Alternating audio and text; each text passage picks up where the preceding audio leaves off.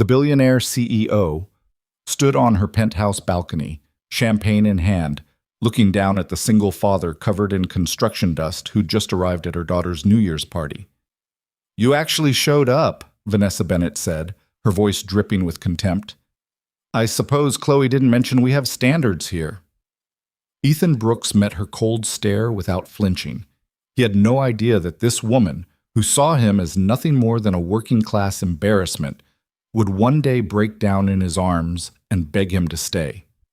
If you're watching from your city right now, hit that like button and drop a comment telling me where you're from so I can see how far this story travels.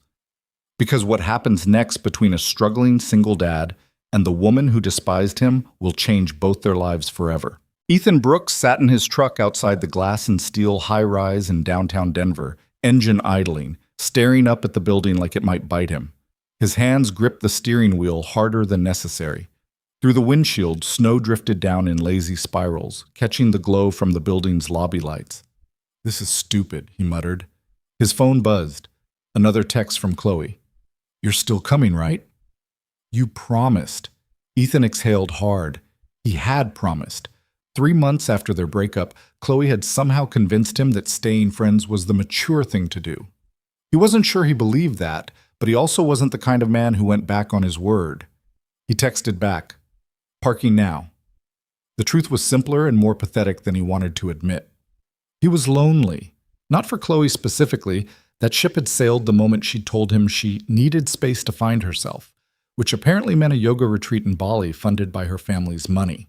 But lonely in the way single fathers get when their whole world shrinks down to work sites, daycare pickups, and microwave dinners with a 6-year-old who still asked when mommy was coming back. Ethan killed the engine and checked himself in the rearview mirror. He'd showered and shaved, thrown on the one decent button-down he owned that didn't have paint stains. He still looked like exactly what he was, a guy who spent his days swinging hammers and reading blueprints, trying to make rent and keep his small construction company afloat. He grabbed the bottle of wine he'd picked up, nothing fancy, just something that didn't come in a box, and headed inside. The lobby was all marble and mirrors. A doorman in a uniform that probably cost more than Ethan's truck payment gave him directions to the penthouse. The elevator was the kind that didn't have buttons, just a touchscreen that recognized resident keycards. Ethan stood there like an idiot until the doorman swiped him in. "Penthouse level," the man said, his tone polite but distant. The elevator doors closed. Ethan watched the floor numbers climb. His reflection stared back at him from the polished walls, broad shoulders, calloused hands, the kind of build you got from actual labor, not a gym membership. He didn't belong here. He knew it. Chloe's friends would know it. Hell, even the elevator seemed to know it, rising slower than necessary as if giving him time to reconsider. The doors opened onto a private hallway. Music and laughter spilled from double doors at the end. Ethan walked toward the noise, his boots too loud against the polished floor. He didn't knock. The doors were already open.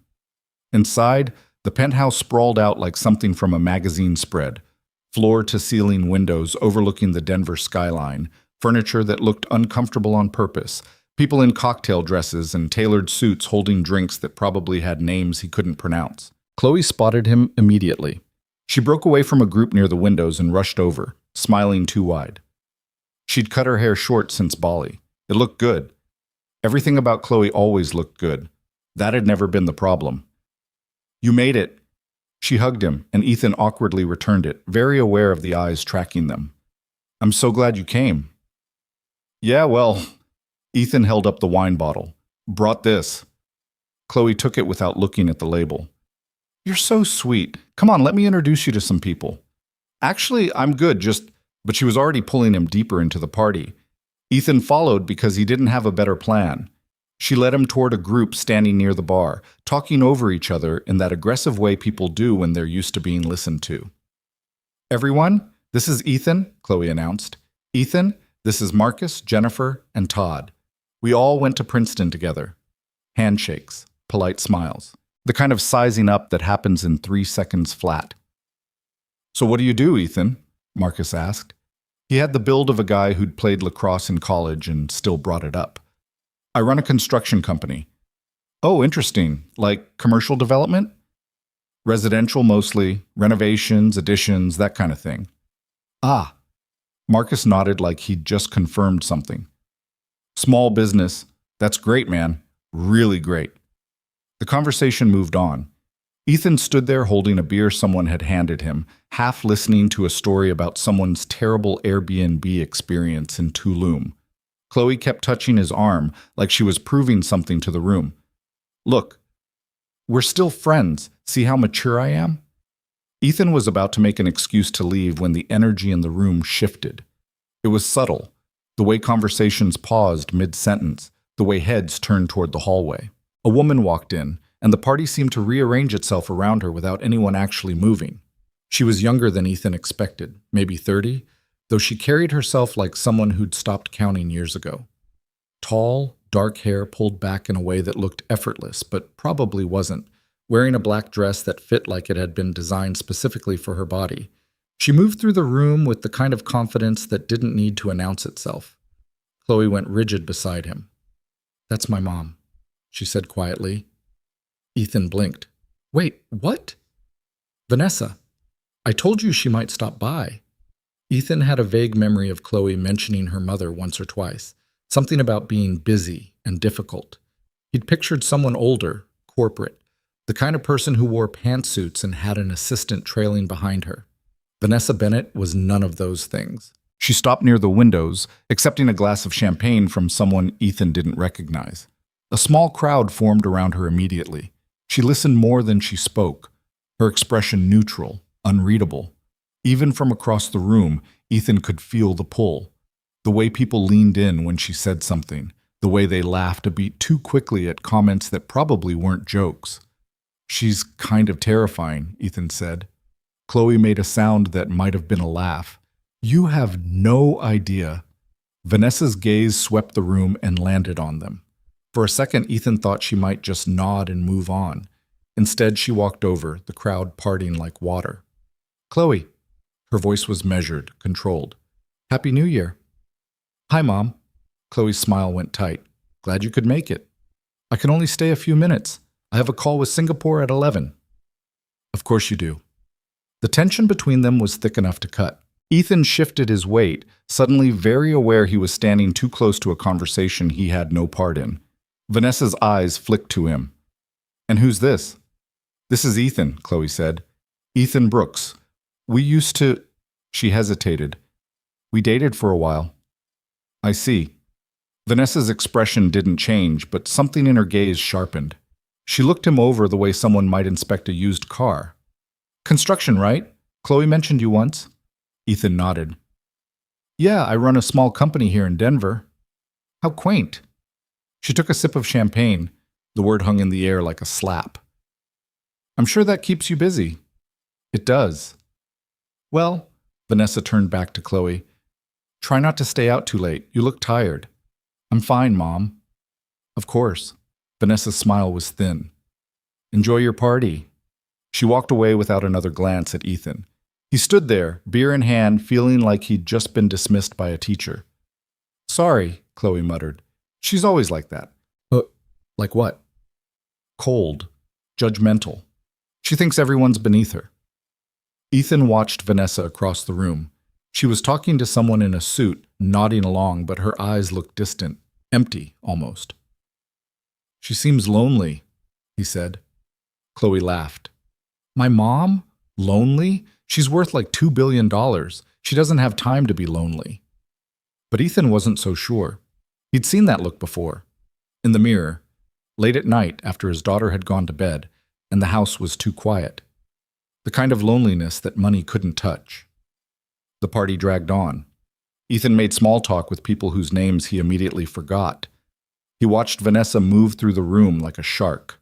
Graceful, dangerous, untouchable. She left before midnight without saying goodbye to anyone. When the countdown started, Chloe kissed some guy Ethan didn't recognize. He slipped out during the noise and confetti, took the elevator down and drove home through empty streets. His daughter Maya was asleep when he got back. The babysitter, a teenager from down the street, was watching Netflix on the couch. "How was the party?" she asked. "Fine," Ethan lied. He paid her, waited until she left, then collapsed on the couch in the same spot she'd been sitting. The TV was still on, some rom-com he didn't recognize. Ethan stared at it without seeing. His phone buzzed. A text from Chloe. "Thanks for coming tonight. It meant a lot." He didn't reply. Instead, he thought about Vanessa Bennett, the way she'd looked at him like he was nothing, and the way her eyes had looked empty even while she smiled. He thought about the exhaustion hiding behind her sharp words, the loneliness she carried like armor. Ethan didn't know it yet, but that moment, standing in a penthouse full of strangers, being dismissed by a woman who had everything and felt nothing, was the beginning of something neither of them were ready for. But 3 weeks later, Ethan got a call he didn't expect. He was on a job site in Capitol Hill, crawling around in an attic that smelled like dead rats and old insulation. His phone buzzed in his pocket. He ignored it. It buzzed again. And again. "Jesus Christ," he muttered, backing out of the crawl space and yanking off his gloves. Unknown number. He almost didn't answer. "Yeah? Is this Ethan Brooks?" A woman's voice, professional, clipped. "Who's asking?" "My name is Miranda. I work for Vanessa Bennett. She'd like to speak with you about a potential project." Ethan blinked. "I'm sorry, what?" "Ms. Bennett is looking to renovate one of her properties. Your name came up during the vetting process. Are you available to meet this afternoon?" Ethan looked down at his jeans, covered in dust and God knows what. "Yeah, I guess. Where?" "I'll text you the address. 2 o'clock work?" "Sure." The line went dead. Ethan stared at his phone like it had just told a joke he didn't get. Vanessa Bennett wanted to hire him? The same woman who'd looked at him like he was dirt on her shoe 3 weeks ago? He texted his foreman. "Got a meeting. Be back in a few hours." Then he drove home, showered, changed into clothes that didn't smell like mildew, and headed to the address Miranda had sent. It wasn't an office. It was a mansion. Ethan pulled up to a gate, gave his name to a speaker box, and watched as iron bars swung open like something out of a movie. The driveway curved through manicured gardens and past a fountain that probably cost more than his truck. The house itself was ridiculous, stone and glass, sprawling across the hillside like it was trying to prove a point. He parked near the entrance, feeling wildly out of place. A woman in a crisp suit met him at the door. Miranda, presumably. "Mr. Brooks, right on time. Follow me." She led him through a foyer with ceilings so high his footsteps echoed. Past rooms filled with furniture that looked like it belonged in a museum.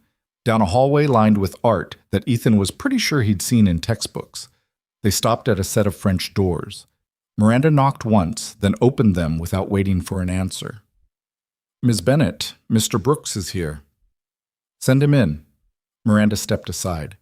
Ethan walked into what looked like a study, bookshelves lining the walls, a desk the size of a small car, windows overlooking the mountains. Vanessa stood near the window, backlit by afternoon sun, still wearing a suit like she'd just come from tearing someone apart in a boardroom. She turned when he entered.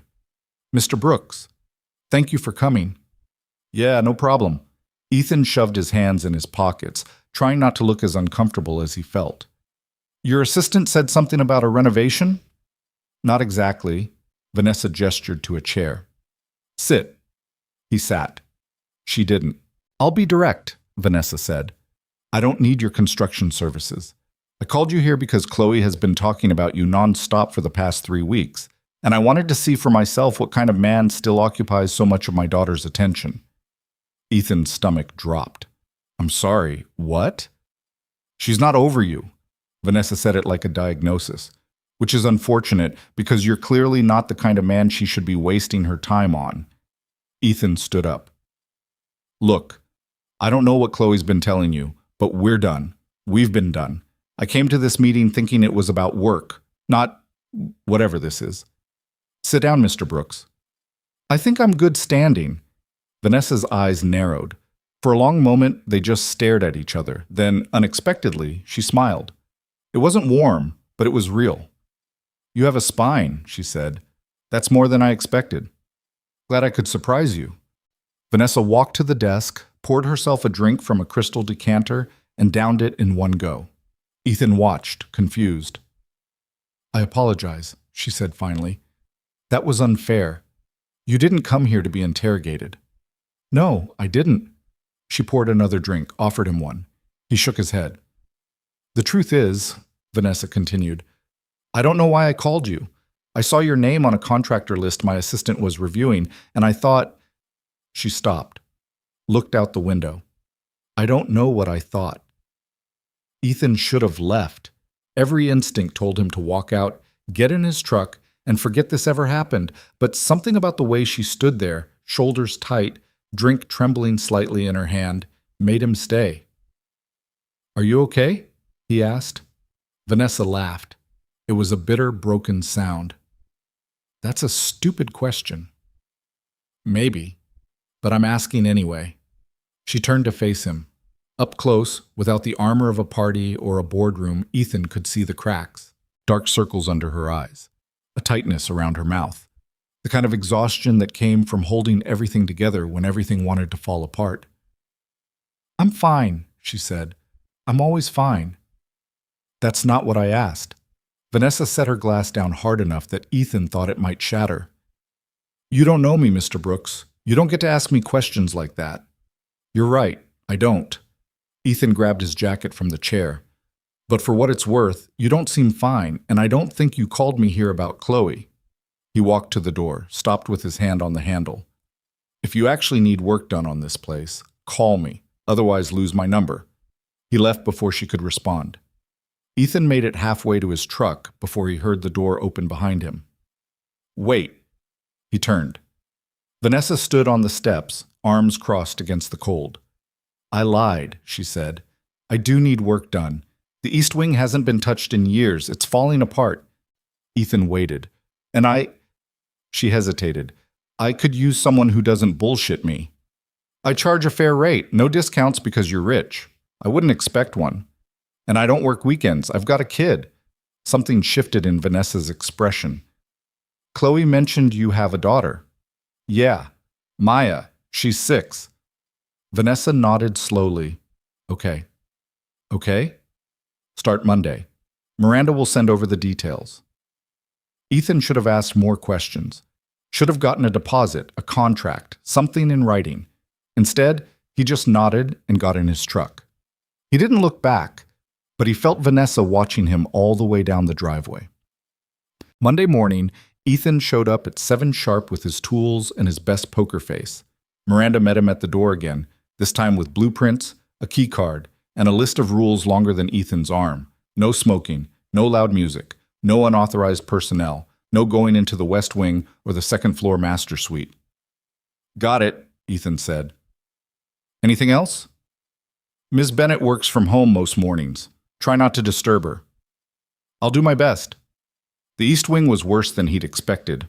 Water damage, rotting beams, electrical that looked like it hadn't been updated since the 90s. It was going to take weeks, maybe months, to fix properly. Ethan got to work. He didn't see Vanessa that first day, or the second. By the third day, he'd started to wonder if she was even in the house. Then, on Thursday, he was tearing out a section of drywall when he heard footsteps behind him. You're making progress. Ethan turned. Vanessa stood in the doorway wearing jeans and a sweater. It was the most normal he'd ever seen her look. Yeah, it's coming along. He gestured at the exposed beams. You've got some serious structural issues here. Whoever built this wing cut corners. That was my ex-husband's project. Cutting corners was his specialty. Ethan didn't know what to say to that, so he said nothing. Vanessa walked into the room, looking around like she was seeing it for the first time. I haven't been in here in years. Why not? Too many memories. She ran a hand along the dusty windowsill. We were supposed to turn this into a studio, photography, painting, that kind of thing. I used to... She stopped, shook her head. Doesn't matter. You used to what? Nothing. It was a long time ago. But Ethan had already seen it. The brief flash of something real beneath the ice. You used to take pictures. Vanessa looked at him sharply. How did you... Lucky guess. He set down his hammer. What happened? Life happened, business happened, I got busy. Too busy to do something you loved? You sound like a therapist. I'm just a guy with a hammer. Vanessa almost smiled. You're more than that. The words hung between them. Ethan felt something shift in the air, something he didn't have a name for. "I should get back to work," he said. "Right. Of course." Vanessa headed for the door, then paused. "Ethan?" It was the first time she'd used his first name. "Yeah?" "Thank you for not treating me like everyone else does." "How does everyone else treat you?" "Like I'm made of money and nothing else." Ethan thought about that, about the way people had circled her at the party, the way Chloe talked about her, the way Miranda followed orders without question. "That sounds lonely," he said. Vanessa didn't respond. She just walked away, leaving Ethan alone with his tools and the growing sense that he'd just stepped into something much bigger than a renovation project. Over the next 2 weeks, Vanessa started showing up more often. She'd bring coffee in the mornings, good coffee, the kind Ethan couldn't afford, and sit on a paint-stained stool while he worked. They talked. Not about anything important at first. The weather. Maya's upcoming school play. The Broncos' terrible season. But slowly, the conversations went deeper. Vanessa told him about her ex-husband, a venture capitalist who'd cheated on her with a partner at his firm, then had the audacity to ask for alimony and the divorce. She told him about building her company from nothing, about the years of 18-hour days and missed holidays and sacrifices that never felt worth it, until suddenly they did. Ethan told her about Maya's mom, a woman he'd loved fiercely and badly, who'd left when Maya was 2 and never looked back. He told her about the fear that woke him up at 3 in the morning, the terror that he was screwing up his kid in ways he couldn't see. "You're not," Vanessa said one afternoon. They were sitting on the floor of the East Wing, surrounded by sawdust and half-finished walls. "Screwing her up, I mean. If you were, you wouldn't worry about it." "How do you know?" "Because bad parents don't lose sleep. They just keep making the same mistakes and blaming everyone else." Ethan looked at her. "Is that what your ex did?" "Among other things." "And Chloe's dad?" Vanessa went quiet. "Chloe's father was a mistake I made when I was very young and very stupid. He's not in the picture, never has been." "That's rough." "It is what it is." But her voice cracked, just slightly. Ethan reached out without thinking and took her hand. Vanessa stared at their joined fingers like she'd forgotten what touch felt like. "You don't have to be fine all the time," Ethan said quietly. "You know that, right?" Vanessa pulled her hand away, stood up. "I should let you work." She left before he could say anything else. That night, Ethan lay in bed staring at the ceiling, trying to figure out what the hell he was doing. He was falling for her. He knew that much. Falling for a woman who lived in a different universe, who had more money than he'd earn in 10 lifetimes, who was also his ex-girlfriend's mother. It was insane. It was also undeniable. The next morning, Vanessa didn't bring coffee. Miranda delivered it instead, along with a message. Ms. Bennett would be traveling for the next week. She'd be in touch when she returned. Ethan worked alone for 7 days, the silence of the house pressing in around him. When Vanessa finally came back, she looked worse, thinner, paler, like whatever she'd been running from had finally caught up. "Bad trip?"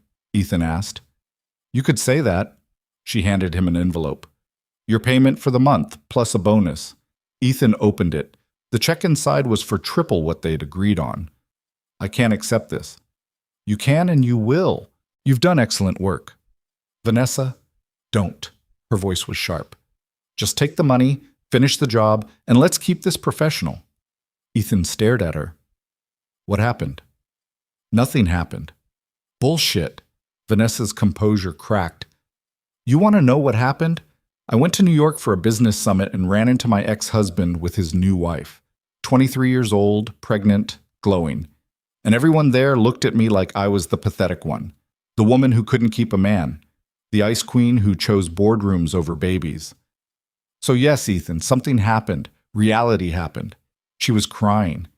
Not sobbing, just silent tears running down her face while she stood there looking furious at her own weakness. Ethan crossed the space between them and pulled her into his arms. Vanessa went rigid. Then, slowly, she collapsed against him, shaking. "I'm so tired," she whispered. "I'm so fucking tired of pretending I'm okay." "Then stop pretending." They stood like that for a long time, surrounded by half-finished walls and the ghost of what this room was supposed to be. When Vanessa finally pulled back, her makeup was ruined, her eyes red. "I'm a mess," she said. "Yeah, you are." She laughed despite herself. "You're supposed to lie and say I look fine." "I don't lie, remember?" Vanessa wiped her face with the back of her hand. "What am I doing, Ethan? What are we doing?" "I don't know."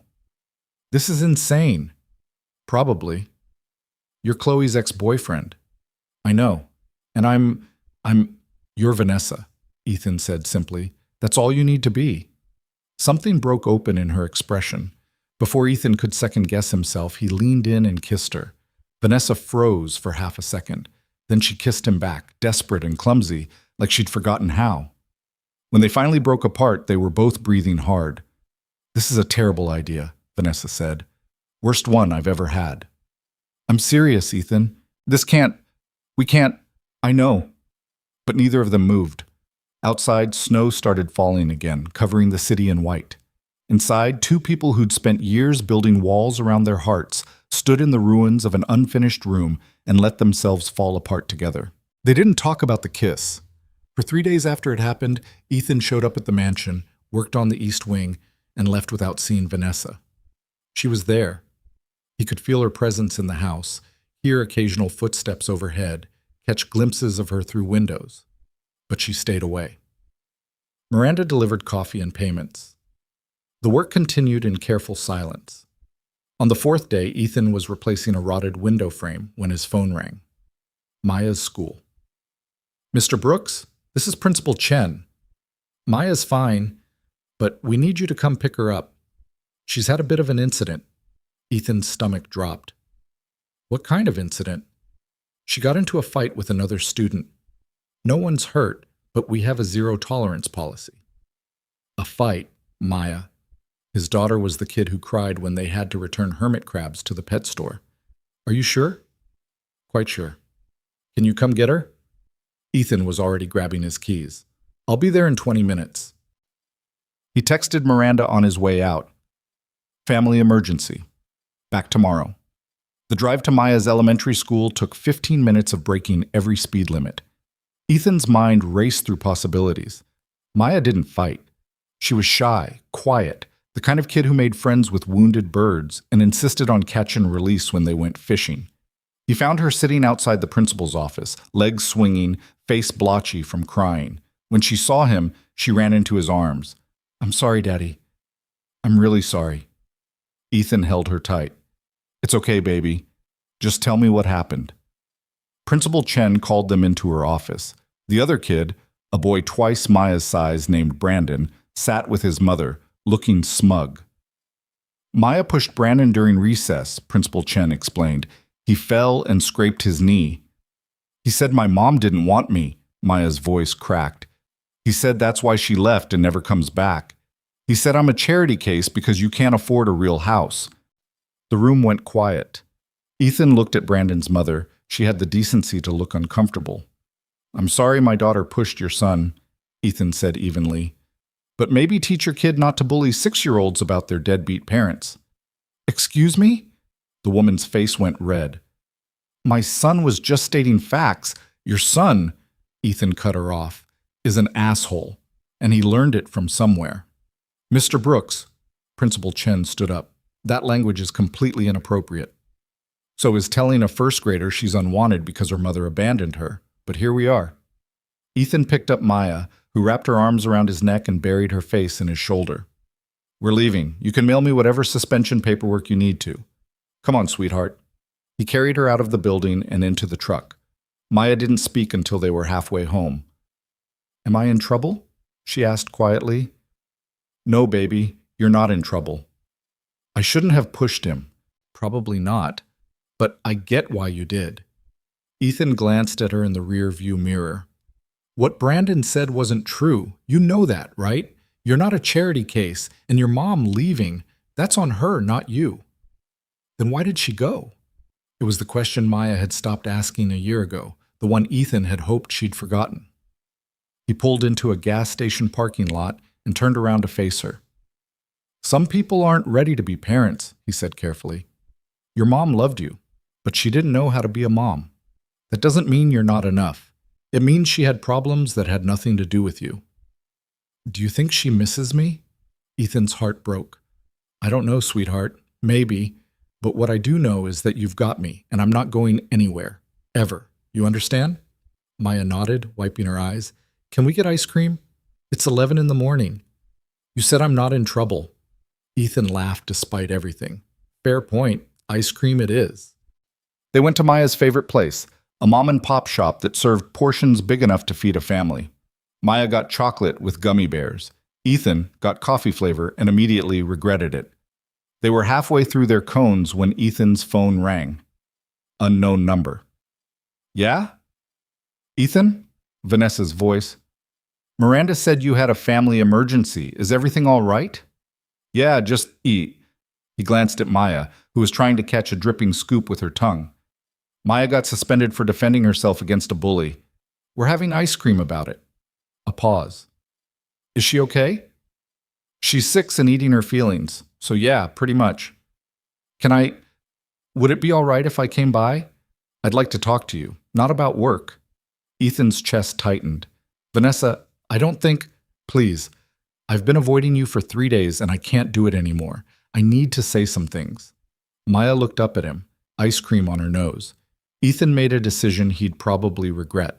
We're at Sweet Peaks on Colfax, the one near the auto shop. I'll be there in 15 minutes. She hung up before he could change his mind. Maya finished her ice cream while Ethan tried not to panic. What was he doing? Vanessa Bennett didn't belong in places like Sweet Peaks. She belonged in boardrooms and penthouses and restaurants where the menus didn't have prices. 12 minutes later, a sleek black car pulled into the parking lot. Vanessa stepped out wearing jeans, a simple sweater, and sunglasses that probably cost more than Ethan's mortgage. She looked around like she'd landed on another planet, then spotted them through the window. When she walked in, every head turned. The teenager behind the counter nearly dropped a scoop. Hi, Vanessa said, suddenly looking unsure of herself. Hi, Ethan replied. Maya stared up at her with wide eyes. You're really pretty. Vanessa blinked. A smile ghosted across her face. Thank you. You must be Maya. How do you know my name? Your dad talks about you a lot. He does? Maya looked at Ethan. Is she your girlfriend? Ethan choked on nothing. No, sweetheart. This is Vanessa's a client. I'm working on her house. Oh. Maya seemed to consider this. Do you want ice cream? Daddy says ice cream fixes everything. Does he? Vanessa's eyes met Ethan's. Your dad sounds smart. He is, except he got coffee flavor, which is gross. Vanessa actually laughed. It was the most genuine sound Ethan had ever heard from her. You know what? Ice cream sounds perfect. She ordered vanilla, plain, simple, safe. They sat at a corner booth, Maya between them, chattering about school and her hermit crab, and how Brandon was a butthead who deserved to be pushed. Maya, Ethan warned. Well, he is. Vanessa listened to all of it with an expression Ethan couldn't read. When Maya finally ran out of steam and asked if she could play on the outdoor playground, Ethan nodded. Stay where I can see you. I will. She bolted outside. Through the window, they watched her climb onto the swings. She's wonderful, Vanessa said quietly. Yeah, she is. You're a good father. I'm trying. Most days I feel like I'm barely keeping my head above water. Vanessa turned to look at him. That's what being a parent is. At least, that's what I've been told. I was never very good at it. Chloe turned out okay. Chloe turned out okay despite me, not because of me. I was always working, always traveling. Her father wasn't around, and I overcompensated by throwing money at the problem. Nannies, private schools, whatever she wanted. But I was never there. Not really. Is that why you two are... Ethan searched for the right word. Distant? Vanessa finished. Yes. She resents me. I don't blame her. They sat in silence for a moment. Outside, Maya had convinced another kid to push her on the swings. I've been thinking about that kiss, Vanessa said suddenly. Ethan's heart rate kicked up. Yeah? I haven't stopped thinking about it, actually, which is a problem. Why is it a problem? Because you're Chloe's ex-boyfriend, because I'm your employer, because you're 32 and I'm 30, and apparently I'm a cliché, the older woman going through a divorce who falls for someone completely inappropriate.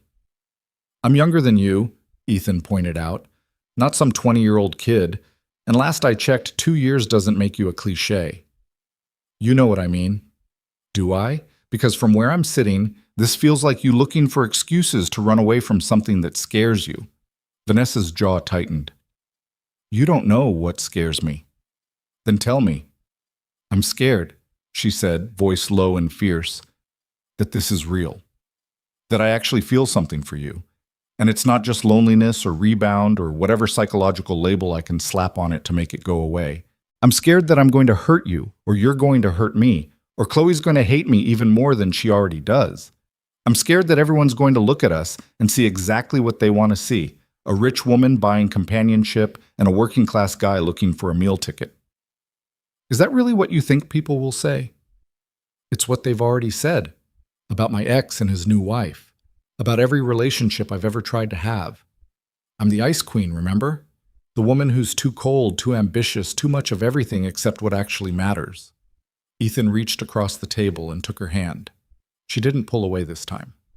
I don't see any of that when I look at you, he said. I see someone who's terrified of being vulnerable because the last time she was, someone broke her. I see someone who built an empire because it was easier than building a life. And I see someone who's so convinced she doesn't deserve to be happy that she's sabotaging this before it even starts. Vanessa's eyes were wet. What if I don't know how to do this? Be with someone, really be with them. Then we figure it out together. You make it sound simple. Maybe it is. Maybe we're the ones making it complicated. Outside, Maya fell off the swing. Ethan was on his feet instantly, but she popped back up, laughing, and kept playing. Vanessa watched her with something like longing. I never did that with Chloe. The playground thing, I was always too busy. It's not too late. For Chloe? Yes, it is. She's 24. We're barely civil. I meant for you. It's not too late for you to have the life you actually want. Vanessa looked at him, really looked at him, like she was seeing him for the first time. What if I want you? She asked. What if that's the life I want, and it destroys everything else? Then we deal with it. But Vanessa, you can't spend your whole life making decisions based on fear, says the man who's terrified of being a bad father. Exactly. I'm terrified every single day, but I show up anyway. That's all we can do, show up and try. Vanessa was quiet for a long time. Then she squeezed his hand. Okay, she said.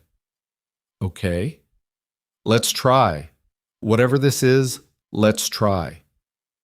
Ethan felt something shift in his chest, like a locked door swinging open. Maya ran back inside, breathless and grass-stained. Daddy, can we go to the park? The big one with the rocket ship? Sure, baby. He looked at Vanessa. You want to come? Vanessa hesitated, then she smiled. I'd like that. They spent the afternoon at the park. Vanessa pushed Maya on the swings and climbed the jungle gym in jeans that definitely weren't meant for playgrounds. She laughed when Maya insisted on showing her every inch of the rocket ship structure.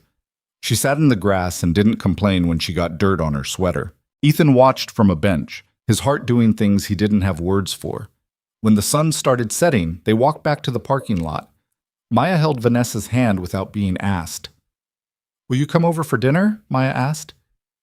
Daddy makes really good spaghetti. Well, it's from a jar, but he adds extra cheese. Vanessa looked at Ethan. He shrugged. No pressure, but the offer stands. I'd love to, Vanessa said. They took separate cars to Ethan's house, a small 2-bedroom rental in a neighborhood that had seen better days. Ethan felt a flash of embarrassment as they pulled up. The lawn needed mowing. The paint was peeling. It was exactly what it looked like, the home of a guy doing his best with what he had. If Vanessa noticed, she didn't say anything. She followed them inside, took off her shoes without being asked, and helped Maya set the table while Ethan boiled pasta. Dinner was chaotic. Maya spilled juice, the garlic bread burned. Vanessa laughed more in 2 hours than Ethan had heard in weeks. After Maya went to bed, they sat on the couch with cheap wine and the kind of silence that felt comfortable instead of awkward. Thank you for today, Vanessa said. I haven't felt this normal in years. This is normal for you? Burned garlic bread and juice stains? You know what I mean, real. I felt real today. Ethan set down his wine. Can I ask you something? Of course. What happened to your photography? You said you used to do it. Why'd you stop? Vanessa's expression shuddered. It wasn't practical. I had a company to build. That's not an answer. She was quiet for so long Ethan thought she wouldn't respond. Then she said, my ex-husband told me I'd never make a living as an artist, that I needed to focus on real work. So I did. I put away the cameras and focused on becoming successful. And I was. I am. But somewhere along the way, I forgot what it felt like to create something just because it made me happy. Do you still have your cameras? In storage somewhere. Why? Because maybe it's time to get them back. Vanessa looked at him like he'd suggested she fly to the moon. I wouldn't even know where to start. You start by taking one picture, then another. That's how everything starts, one step at a time. When did you become so wise? I'm not wise. I'm just a guy who knows what it's like to give up parts of yourself to survive. And I'm telling you, you don't have to keep doing that. Vanessa leaned into him. Ethan wrapped an arm around her shoulders. They sat like that for a while, not talking, just existing in the same space. This is going to get messy, Vanessa said eventually. When people find out about us. Probably. Chloe's going to lose her mind. Yeah. The media will have a field day. Billionaire CEO dating her daughter's ex-boyfriend. They'll make us into a circus. Let them. Vanessa tilted her head to look up at him. You say that now. I mean it now, Vanessa. I've spent my whole life being told I'm not good enough, not smart enough, not successful enough, not enough of whatever arbitrary measure people want to use. I'm done caring what they think. The only opinions that matter are mine, yours, and Maya's. Everyone else can go to hell. She kissed him then. Slower than the first time, more deliberate. When they broke apart, she was smiling. You're going to ruin me, Ethan Brooks. Good. You could use some ruining. They fell asleep on the couch, tangled together, the TV playing some late-night show neither of them watched. Ethan woke at dawn to find Vanessa gone. For a split second, panic hit. She'd left. She'd changed her mind. She'd realized what a mistake this was. Then he smelled coffee. He found her in the kitchen, still wearing yesterday's clothes, scrolling through her phone while the coffee maker gurgled. Morning, she said without looking up. You making yourself at home? Your coffee maker is from 1997. I'm amazed it still works. That's not an answer. She smiled. Yes. I'm making myself at home. Is that okay? More than okay. They had coffee on the back porch while the neighborhood woke up around them. Vanessa's phone kept buzzing. She ignored it. Don't you have a company to run? Ethan asked. I have very competent people who can handle things for a few hours. Must be nice. It is, and also terrifying. Letting go of control isn't exactly my strong suit. I've noticed. Vanessa's phone rang. She glanced at the screen and sighed. It's Miranda. I should take this. Go ahead, she answered. Yes? I'm aware, tell them I'll call back later. No, I'm not avoiding them. I'm busy. Miranda, I pay you to manage my schedule, so manage it. Thank you. She hung up, looking frustrated. Everything okay? Ethan asked. My PR team wants to do damage control about the divorce. Apparently photos of my ex and his wife at some charity gala are making the rounds. They want me to make a statement. What kind of statement? The usual. That I'm happy for them, that we've all moved on, that there are no hard feelings. Basically, they want me to lie. Are there hard feelings? Of course there are. He cheated on me, humiliated me publicly, and now he's playing happy family with someone half my age. I'm not a saint. Then don't lie. Tell them the truth. The truth doesn't play well with shareholders. Screw the shareholders. Vanessa laughed, spoken like someone who doesn't have shareholders. Fair. But seriously, why do you care what they think? Because I've spent 15 years building a reputation. I can't just throw it away. You're not throwing anything away. You're being human. Being human is a luxury I can't afford. Ethan set down his coffee. That's the saddest thing I've ever heard. Vanessa looked away. It's reality. It doesn't have to be. Before she could respond, Maya appeared in the doorway, hair sticking up in every direction. "Why are you here?" she asked Vanessa sleepily. "I stayed over. Is that okay?" Maya considered this. "Did you sleep in Daddy's room?" "No, we fell asleep on the couch." "Oh, okay." She climbed into Ethan's lap. "Can we have pancakes?" "Sure, baby. Go wash your face first." Maya trudged back inside. Vanessa watched her go with a soft expression. "She's wonderful," she said again. "You said that yesterday." "It's still true." They made pancakes together. Vanessa was terrible at it. She burned the first 3 and used way too much butter. But she kept trying. Maya thought it was hilarious. After breakfast, Vanessa had to leave. Work calls, meetings she couldn't reschedule. She kissed Ethan goodbye at the door, and Maya hugged her legs. "Will you come back?" Maya asked. Vanessa knelt down to her level. "Do you want me to?" "Yeah, you're fun, and you make Daddy smile." Something cracked in Vanessa's carefully maintained composure. "Then I'll come back, I promise." After she left, Maya turned to Ethan. "I like her." "Yeah?" "Yeah." "Is she your girlfriend now?" Ethan thought about how to answer that. "Maybe. Would that be okay with you?" Maya shrugged.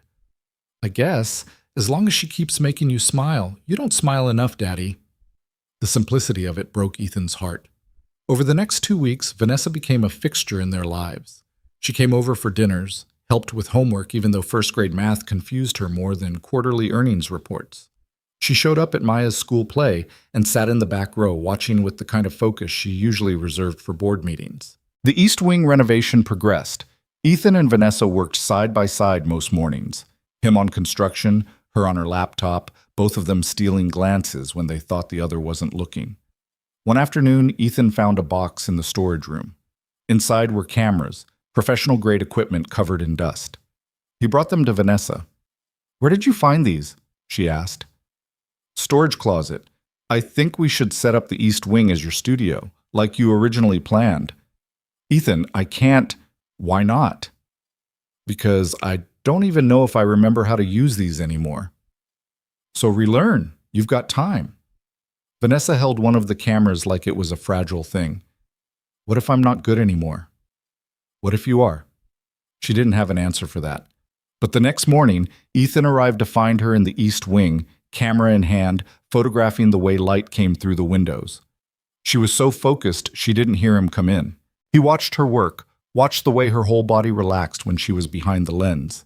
She looked younger, happier. "You're staring," she said without turning around. "Can't help it. You look beautiful when you're creating something." She lowered the camera and looked at him. "No one's ever said that to me before."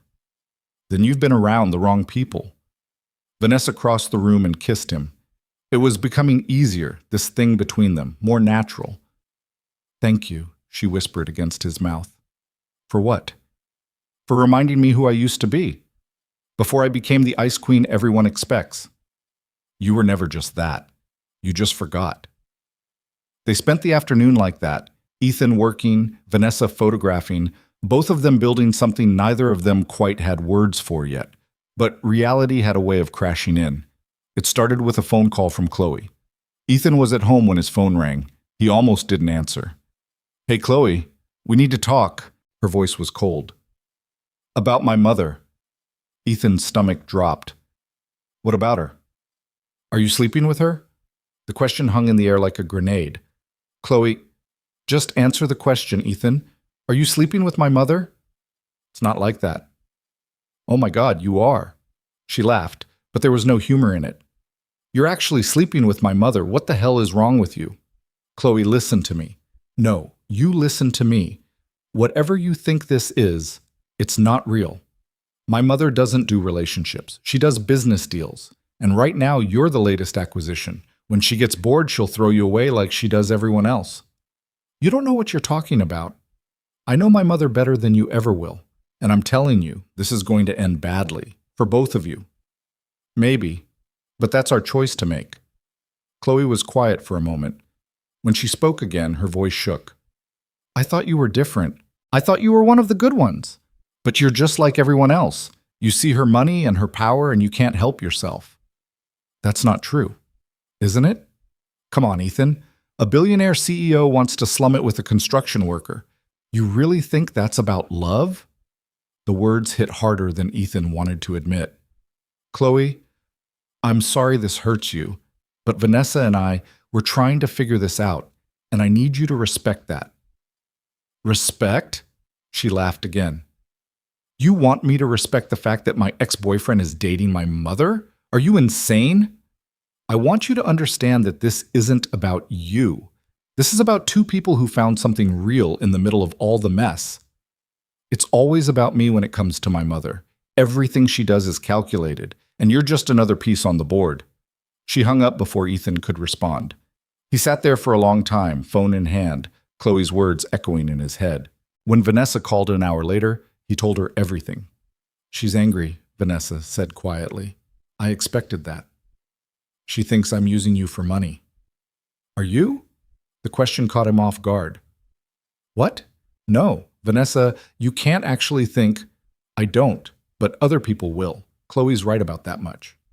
I don't care what other people think. You say that now, but wait until it's everywhere. Wait until people you've never met are writing articles about us, speculating about our relationship, tearing us apart for entertainment. Let them. Ethan, you don't understand what you're signing up for. Then help me understand. Vanessa was quiet. Then she said, Come over, tonight. We need to talk. The words sent ice through Ethan's veins. Vanessa, just come over, please. She hung up. Ethan called his neighbor to watch Maya, then drove to the mansion with his heart in his throat. Vanessa met him at the door. She looked exhausted. Come in, she said. They went to her study. She poured them both drinks. Ethan didn't touch his. I've been thinking, Vanessa started, about what Chloe said, about what this looks like from the outside. I don't care what it looks like. But I do. Ethan, my entire life is built on reputation. One wrong move, one scandal, and everything I've worked for could crumble. So that's it. You're ending this because you're scared of bad press? I'm ending this because I'm scared of what it will do to you, to Maya. You think people are cruel now? Wait until they find out. They'll tear you apart. They'll say horrible things about you, about your daughter, about why you're really with me. And I won't do that to you. Ethan stood up. You don't get to make that choice for me. Someone has to be rational here. Rational? You're being a coward. Vanessa's eyes flashed. Excuse me? You're running, again, just like you always do when things get real. You did it with photography, with your marriage, with Chloe, and now you're doing it with me. That's not fair, isn't it? The second things get complicated, you shut down, you build walls. You convince yourself you're protecting people when really you're just protecting yourself from getting hurt. You don't know what you're talking about. Don't I? Because from where I'm standing, the woman I've been falling for is terrified of actually being happy. And instead of fighting for this, for us, you're giving up before we even start. Vanessa's composure cracked. I'm trying to protect you. I don't need your protection. I need you to be honest. Do you have feelings for me or not? Of course I do. Then why are we having this conversation? Because feelings aren't enough. Vanessa's voice broke. Don't you get it? I destroy everything I touch. My marriage, my relationship with my daughter, every friendship I've ever tried to maintain. I'm poison, Ethan, and I won't do that to you. Ethan crossed the room and took her face in his hands. You're not poison. You're scared. There's a difference. Tears ran down Vanessa's cheeks. What if Chloe's right? What if I don't know how to love someone properly? Then we figure it out. Together. That's what people do when they care about each other. I don't know if I can. Yes, you can. You're the strongest person I've ever met. You just have to stop being strong alone. Vanessa collapsed against him, sobbing. Ethan held her while she fell apart. This woman who'd built an empire but couldn't build a bridge to the people who mattered. When she finally pulled back, her makeup was ruined, her eyes red. I'm a mess, she whispered. I know, so am I. That's kind of the point. She laughed through her tears. What are we doing, Ethan? I don't know, but I want to find out. Don't you? Vanessa looked at him for a long moment, then she nodded. Okay, she said. Okay, let's try. For real this time. For real. They kissed, and it felt like starting over, like taking a leap without knowing where they'd land. Outside, snow started falling again, covering the world in white. Inside, two broken people held on to each other and decided that maybe, just maybe, they could build something whole. The decision to go public wasn't really a decision at all. It was more like watching a dam crack and realizing you couldn't stop the flood. It started 3 days after their conversation in the study. Ethan was finishing the trim work in the East Wing when Vanessa walked in holding her phone like it might explode. "We have a problem," she said. Ethan set down his nail gun. "What kind of problem?" "The gossip kind." She turned the phone around. On the screen was a photo, grainy, taken from a distance, but unmistakably them. Ethan and Vanessa on his front porch, kissing goodbye before she left for a morning meeting. "Someone sold this to a tabloid. It's going live in 2 hours unless we make a statement first." Ethan's stomach dropped. How did they even get that? Probably a neighbor with a telephoto lens and a mortgage to pay. Does it matter? Vanessa was pacing now, her corporate armor snapping back into place. "My PR team wants to spin this as a casual friendship that's been misinterpreted. They think we should deny everything, let it blow over." "And what do you want?" She stopped pacing. "I want to tell them it's real, that we're together. But Ethan, once we do that, there's no taking it back. The media will descend like vultures, your life, Maya's life. Everything becomes public property. Then we control the narrative before they do." "You say that like it's simple. Isn't it? We tell the truth on our terms, or someone else tells their version on theirs. I know which one I'd rather live with." Vanessa looked at him for a long moment. Then she pulled up her contacts and made a call. "Miranda, cancel the denial. We're confirming the relationship." "Yes, I'm sure." "Schedule a photographer for tomorrow evening. Something casual, authentic. And Miranda, make sure they know this isn't a business arrangement. This is personal." She hung up. Her hands were shaking. Ethan crossed the room and took them in his. "You okay?" "No, but I'm doing it anyway." The next 24 hours were chaos. Vanessa's PR team descended on Ethan's house like a military operation. They staged photos in the backyard, Vanessa and Ethan cooking dinner together, playing with Maya, looking at each other like normal people in a normal relationship. The photographer kept saying things like more natural and less posed, which was ironic considering the whole thing was completely staged. Maya thought it was hilarious. "Why are we pretending to have fun when we could actually be having fun?" "Because adults are weird, baby," Ethan said. "You're telling me," the photographer muttered. They settled on 3 photos. One of Vanessa and Ethan on the porch steps, her leaning against him, both of them smiling at something off camera. One of Maya showing Vanessa her hermit crab while Ethan watched from the kitchen doorway. And one of just Ethan and Vanessa, foreheads touching, eyes closed, the kind of intimacy you couldn't fake. That last one was real. The photographer had caught them between setups, thinking the camera was off. The statement went live that night on Vanessa's company website and social media. It was short, direct, and didn't apologize for anything. "I've spent my career building walls between my personal and professional life, but some things matter more than privacy.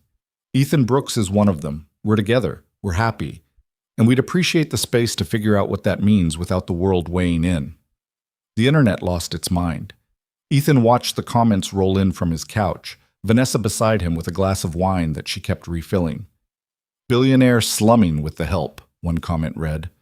"Gold digger alert," said another. "She could do so much better." "He's obviously using her."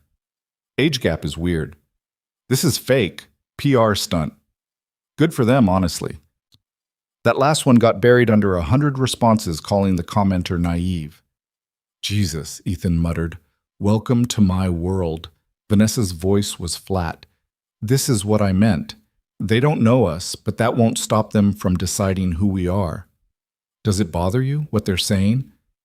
"It bothers me that they're saying it about you, that they think you're with me for money, that you're some kind of opportunist. You're the most genuine person I've ever met, and they're tearing you apart because they can." Ethan put his phone down. "Hey, look at me." She did. "I don't care what strangers on the internet think. The people who matter, Maya, my crew, the handful of friends I've got, they know who I am. Everyone else is just noise." How are you so calm about this? Because I've already been through the ringer. After Maya's mom left, people said all kinds of things. That I must have done something to drive her away. That I couldn't handle being a father. That Maya would be better off in foster care. You know what I learned? People are going to judge you no matter what you do. So you might as well do what makes you happy. Vanessa leaned into him. When did you get so wise? I'm not wise. I'm just tired of caring about the wrong things. They fell asleep on the couch again, the comments still rolling in, the world outside tearing them apart while they held on to each other. The next morning brought new problems. Ethan's phone started ringing at 6 a.m. His foreman, Danny, calling from a job site across town. Boss, we've got a situation. Ethan rubbed sleep from his eyes. What kind of situation? The client saw the news, says she doesn't want someone dating a billionaire working on her middle-class renovation, called it insulting and out of touch. She's threatening to pull the contract. You're kidding. Wish I was. There's also a reporter camped outside your office, wants a comment about whether Ms. Bennett is funding the company. Ethan's jaw clenched. Tell the client we'll finish the job professionally regardless of my personal life. If she still wants out, fine, but we're keeping the deposit. And tell the reporter to leave or I'm calling the cops. You got it, boss. But Ethan, the crew's getting questions too. Might want to address it before things get weird. After hanging up, Ethan found Vanessa in the kitchen making coffee. She was already dressed, hair pulled back, looking every inch the CEO about to walk into battle. I have to go into the office, she said, about board meeting. They want to discuss whether our relationship creates a conflict of interest. A conflict of interest? We're dating, not merging companies. To them, everything is business. My reputation affects shareholder confidence. If the board thinks I'm making decisions based on emotion instead of logic, they'll use it against me. What are you going to tell them? The truth, that my personal life is none of their concern, and if they have a problem with it, they can vote me out.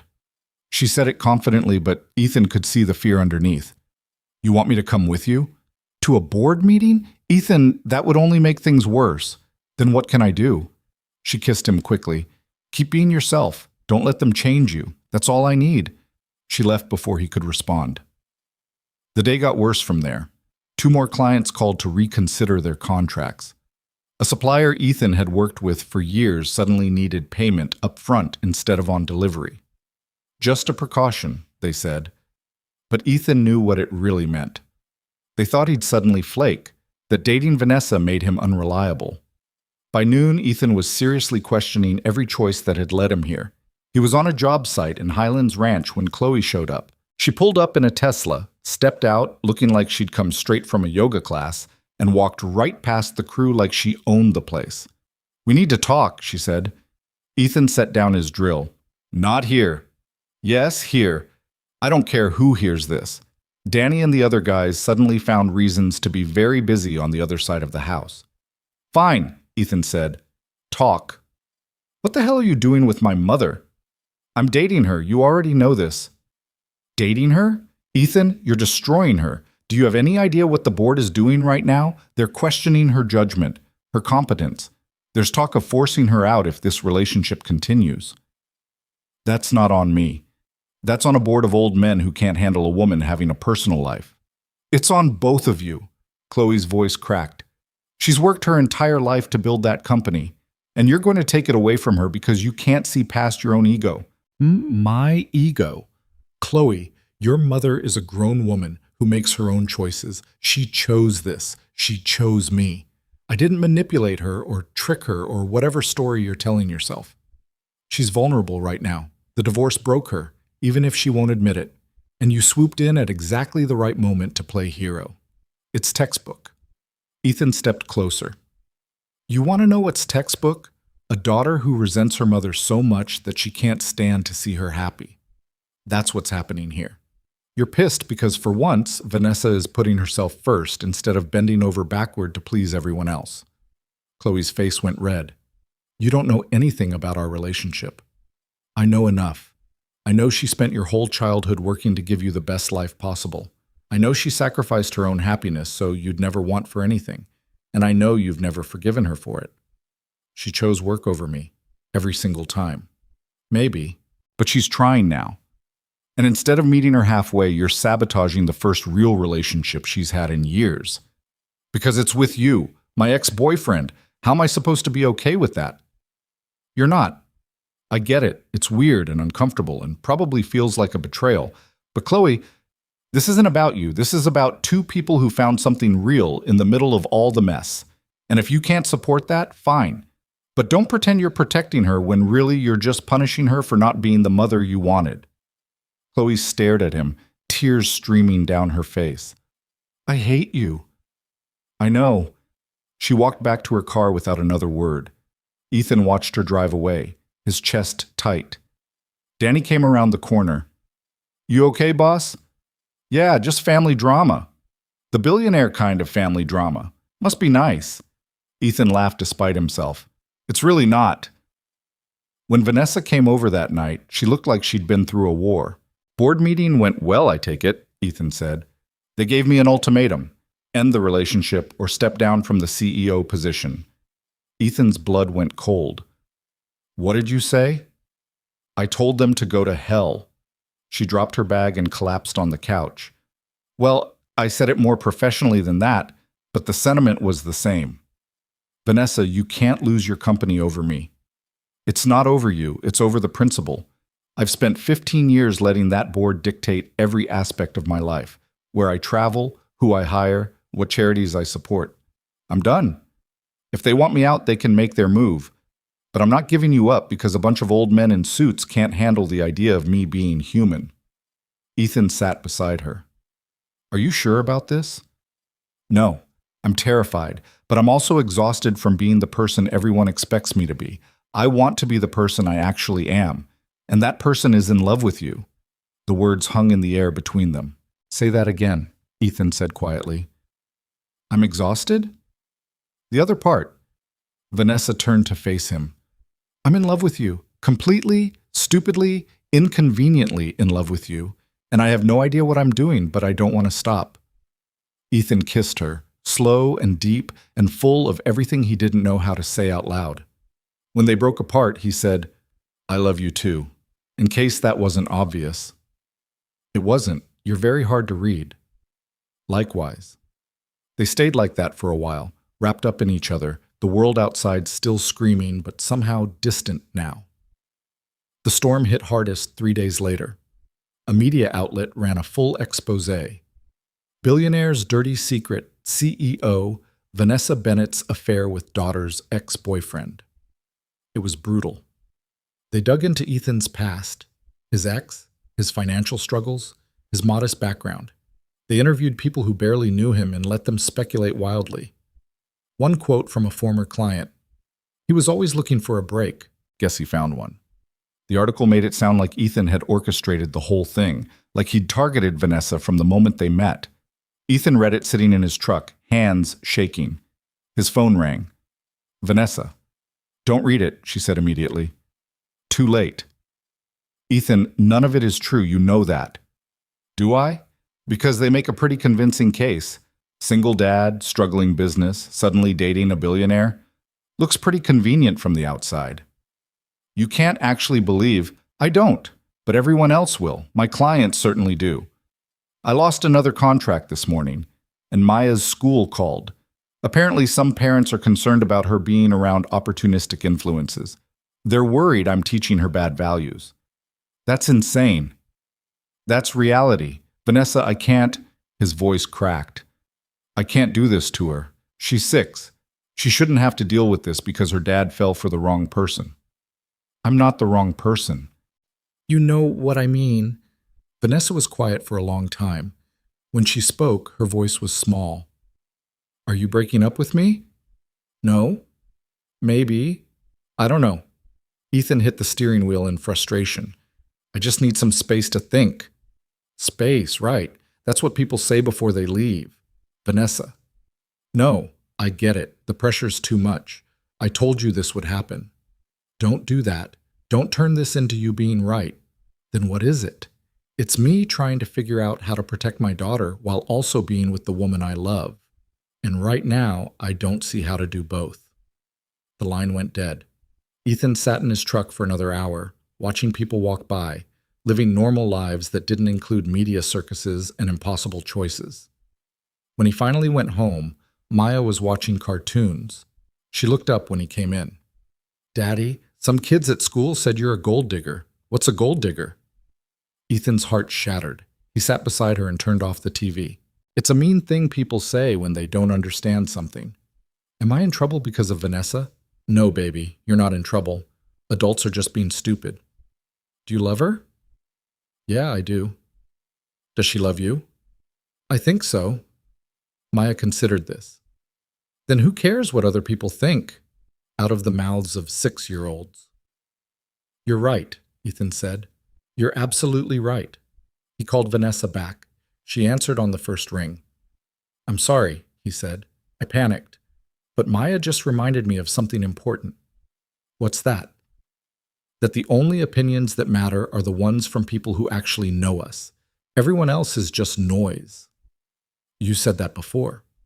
"Yeah, well, I needed to hear it again. Vanessa, I love you, and I'm not going anywhere. But we need to figure out how to protect the people we care about while also living our lives." "I've been thinking about that. I have an idea, but you're not going to like it." "Try me. I'm stepping down as CEO." Ethan's stomach dropped. "What? No, Vanessa, you can't." "I already decided. I'm staying on the board, keeping my shares, but someone else can run the day-to-day. I've been doing it for 15 years. I'm tired, Ethan. And more than that, I want my life back. I want to take pictures. I want to spend time with you and Maya. I want to figure out how to have a relationship with Chloe that isn't just hostility and resentment. I can't do any of that while running a billion-dollar company." "Are you sure?" "No, but I'm doing it anyway. Seems to be my thing now." Ethan laughed despite the weight of it all. "When?" "I'm announcing it tomorrow. The board will probably throw a party." "And then what?" "Then we figure it out, one day at a time. Isn't that what you keep telling me?" "Yeah, one day at a time." They stayed on the phone until Maya dragged Ethan away for dinner. He made grilled cheese, burned as usual, and Maya didn't complain. That night, he lay in bed thinking about everything that had happened in the past few months. Meeting Vanessa, falling for her, watching her come alive again, the media storm, the judgment, the fear, and underneath it all, something simple and true. He loved her. Everything else was just details.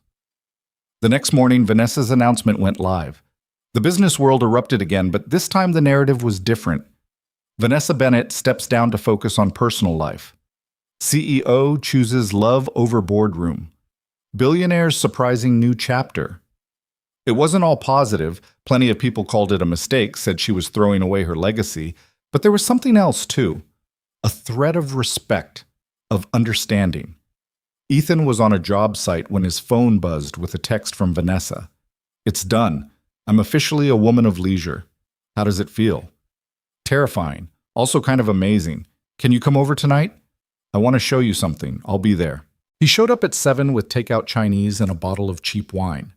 Vanessa met him at the door wearing jeans and an old t-shirt, her hair down, no makeup. She looked younger, lighter. "Come with me," she said. She led him to the East Wing. The renovation was nearly complete now, walls painted, floors finished, light streaming through the new windows. But what caught Ethan's attention was what she'd added. The room was full of photographs. They covered every surface, pinned to walls, spread across tables, hanging from strings. Pictures of Denver at dawn, close-ups of flowers, candid shots of Maya playing, a series of Ethan working, muscles tense, completely focused. "You've been busy," he said. "I haven't stopped shooting in 3 weeks. It's like something broke open inside me and it all came pouring out." She gestured to a particular wall. "These are my favorites." The photos there were different, more intimate. Vanessa's reflection in a window, her hands holding a coffee cup. A self-portrait in the mirror, vulnerable and raw. "I'm doing an exhibition," she said. "A small gallery downtown agreed to show my work. Nothing fancy, just 20 photos, but it's mine, not my company's, not my ex-husband's, mine." Ethan pulled her close. "I'm so proud of you." "It's scary. What if people hate it? What if they love it?" Then I'll have to admit I wasted 15 years doing the wrong thing. Or you'll admit you're allowed to change, to grow, to want different things. Vanessa kissed him. How did I get so lucky? Luck had nothing to do with it. You did the work. You took the risk. This is all you. They spent the evening looking through photographs, Vanessa explaining her choices, Ethan asking questions he didn't know he had. She showed him the technical side, aperture, shutter speed, composition, but also the emotional side, why she'd framed a shot a certain way, what she was feeling when she pressed the shutter. This one, she said, holding up a photo of Ethan and Maya in the backyard. This is my favorite. You're teaching her how to use a hammer, and she's looking up at you like you hung the moon. That's love. Pure, uncomplicated love. Nothing about love is uncomplicated. Maybe, but in that moment, it was. That's what I want to capture, the moments where everything else falls away, and it's just the feeling. You're going to be famous. I don't want to be famous. I just want to create things that matter. Same thing sometimes. They fell asleep in the studio, surrounded by photographs and possibility. The next few weeks were strange, good strange, but strange nonetheless. Vanessa threw herself into preparing for the exhibition. Ethan finished the renovation and took on smaller jobs to make up for the lost contracts. Maya adjusted to the new normal, Vanessa around more often, the media attention dying down to a dull roar. Chloe didn't call, didn't text. The silence was its own kind of statement. The exhibition opened on a Friday night in November. Ethan wore the one suit he owned, bought for a funeral 5 years ago and slightly too tight now. Maya wore a dress Vanessa had bought her, purple with sparkles. Vanessa wore black, simple and elegant, and looked like she might throw up. What if no one comes? She asked for the 10th time. People will come. What if they come and hate it? Then they have bad taste. The gallery was small, tucked between a coffee shop and a bookstore in the arts district. When they arrived, there was already a line. Oh my God, Vanessa whispered. Inside, her photographs hung on white walls, spotlit, each one telling a story. People moved through slowly, reading the descriptions, leaning in close. Ethan watched Vanessa watch them. She was terrified and thrilled in equal measure. A woman approached, elderly, expensively dressed, the kind of person who looked like she knew art. Ms. Bennett? I'm Clara Rodriguez from the Modern Art Collective. These photographs are extraordinary, raw, honest, technically brilliant. Have you considered a larger show? Vanessa blinked. This is my first exhibition. Then you have a remarkable career ahead of you. Please call my office. We'd love to discuss representation. She handed Vanessa a card and moved on to study another photograph. Vanessa turned to Ethan, eyes wide. Did that just happen? Yeah, it did. More people approached throughout the night. Critics, collectors, other artists. They all said versions of the same thing. The work was good, really good. By the end of the evening, 8 photographs had sold. Vanessa stood in the center of the gallery, looking dazed. I can't believe this is real, she said. Maya tugged on her hand. Can we go get ice cream now? You promised. Vanessa laughed. Yes, ice cream, absolutely. They went to Sweet Peaks, the same place they'd gone months ago when everything was new and terrifying. This time, it felt different, earned. Maya got her usual chocolate with gummy bears. Ethan got coffee flavor again and immediately remembered why he hated it. Vanessa got strawberry and actually seemed to taste it this time, not just eat it on autopilot. Thank you, she said suddenly. For what? Ethan asked. For pushing me, for not letting me hide, for believing I could do this when I didn't believe it myself. You did the hard part. I just showed up. Showing up is the hard part. They sat in the booth, Maya between them, ice cream dripping everywhere, and for a moment everything was exactly right. Then Ethan's phone buzzed. A text from an unknown number. Saw the exhibition. Mom's work is beautiful. I'm still angry, but I'm trying. See. He showed Vanessa the text. She read it 3 times, her eyes wet. It's a start, she said. Yeah, it is. Outside, snow began to fall. The first real snow of the season, covering the city in white. Inside the ice cream shop, 3 people who'd found each other in the mess sat together and let themselves be happy. Just for tonight. Tomorrow would bring new challenges, new judgments, new reasons to doubt. But tonight, they had this, and for now, that was enough. The text from Chloe should have felt like a victory. Instead, it felt like standing at the edge of a cliff, looking down at a drop you couldn't measure. Vanessa read it again the next morning over coffee, her finger hovering over the screen like she might respond if she could just figure out the right words. "You going to answer her?" Ethan asked. He was at the stove making eggs, Maya at the table coloring in a workbook. "I don't know what to say." "Start with thank you." "That feels insufficient." "Most things do when you're afraid of saying the wrong thing." Vanessa set the phone down. "When did you become so insightful?" "I've always been insightful. You just weren't paying attention." She threw a napkin at him. Maya giggled without looking up from her coloring. Vanessa did text back eventually. Just 3 words. "Thank you." "I'm trying too."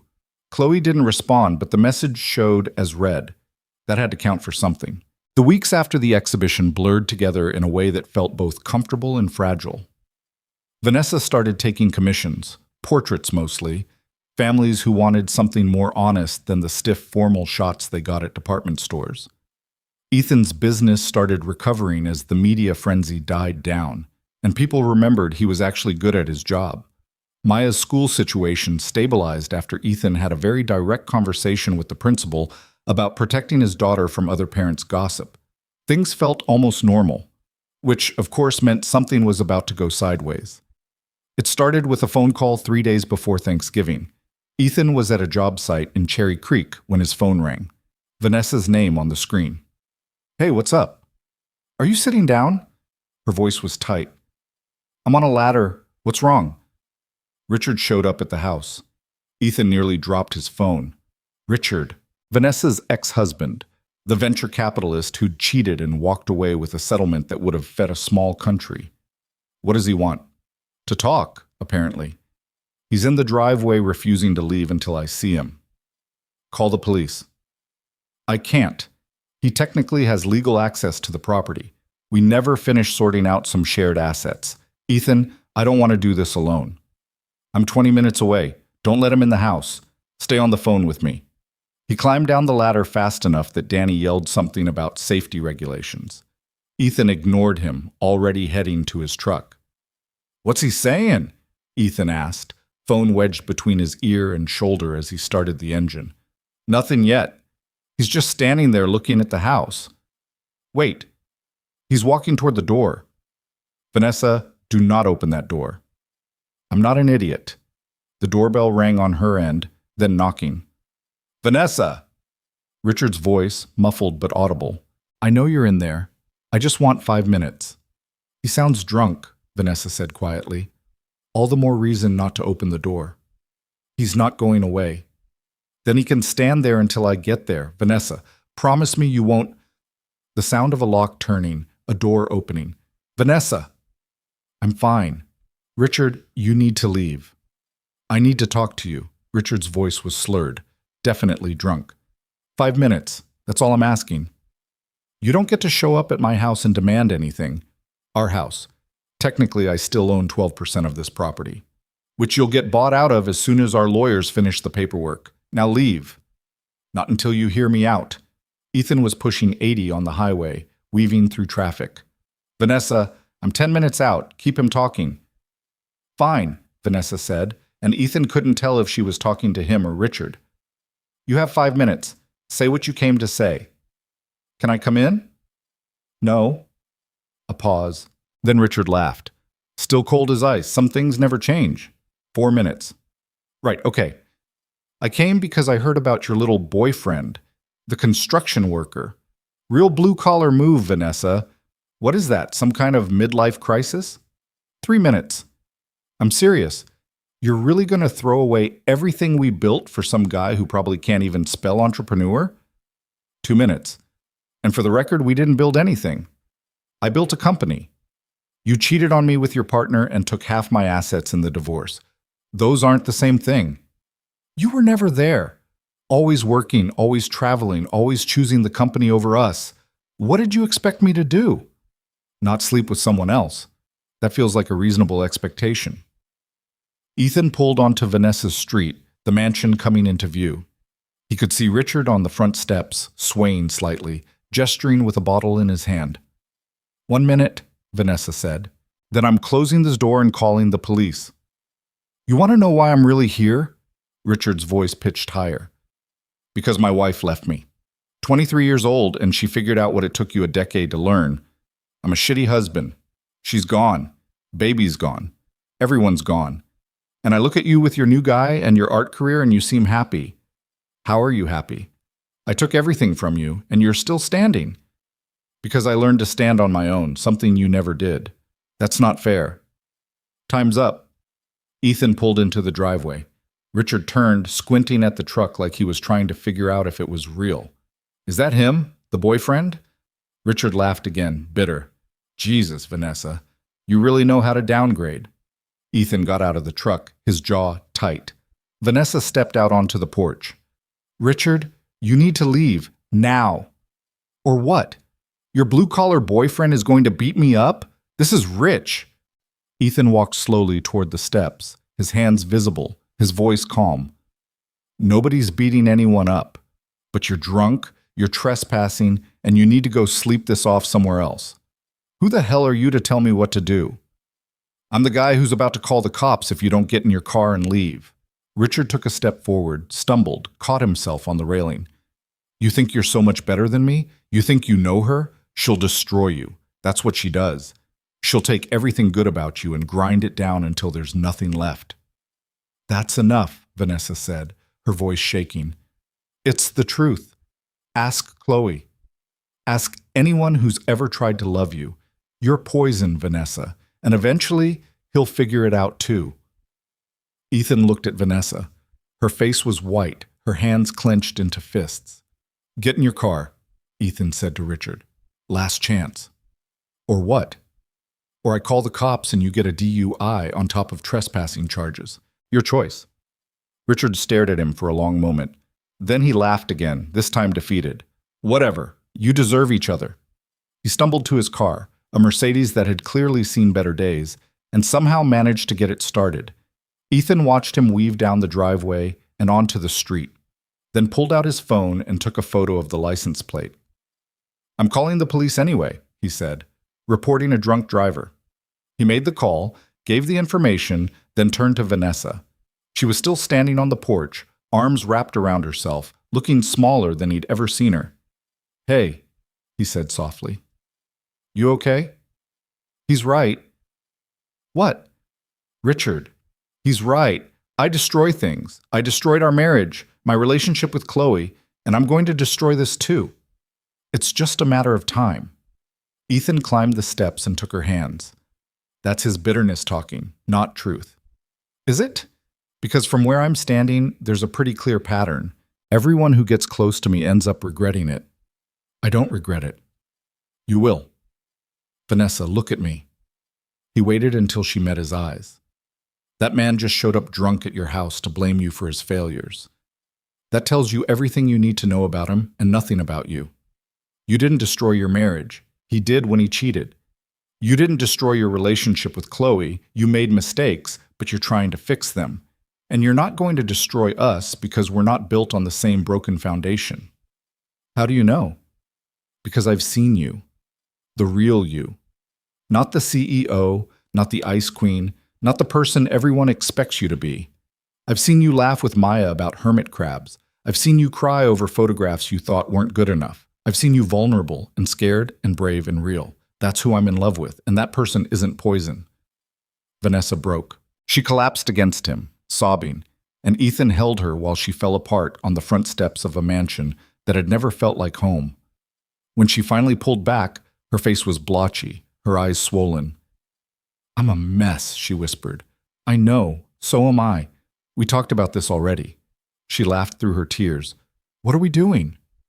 "The best we can. That's all anyone does." They went inside. Ethan made tea because it seemed like the thing to do, and they sat in the study while Vanessa told him everything about Richard. The good parts, how they'd met, the early years when they'd actually been happy, and the bad parts, the gradual erosion, the distance, The realization that they'd married each other for the wrong reasons. I thought if I could just be successful enough, if I could build something impressive enough, he'd love me the way I needed to be loved, she said. But that's not how it works. You can't earn love like a promotion. No, you can't. I wasted so much time trying to be enough for people who were never going to see me. You're enough for me, just as you are. Vanessa looked at him. How are you real? I asked myself the same thing about you. They stayed in the study until evening, talking about everything and nothing. When Ethan finally left to pick up Maya from school, Vanessa walked him to the door. Thank you, she said, for showing up, for staying, for not running when things got ugly. Where would I run to? You're kind of stuck with me now. Good. She kissed him, and for a moment the world was quiet, but the aftermath of Richard's visit rippled outward like a stone thrown in still water. The next day, Chloe called Vanessa, not a text, an actual phone call.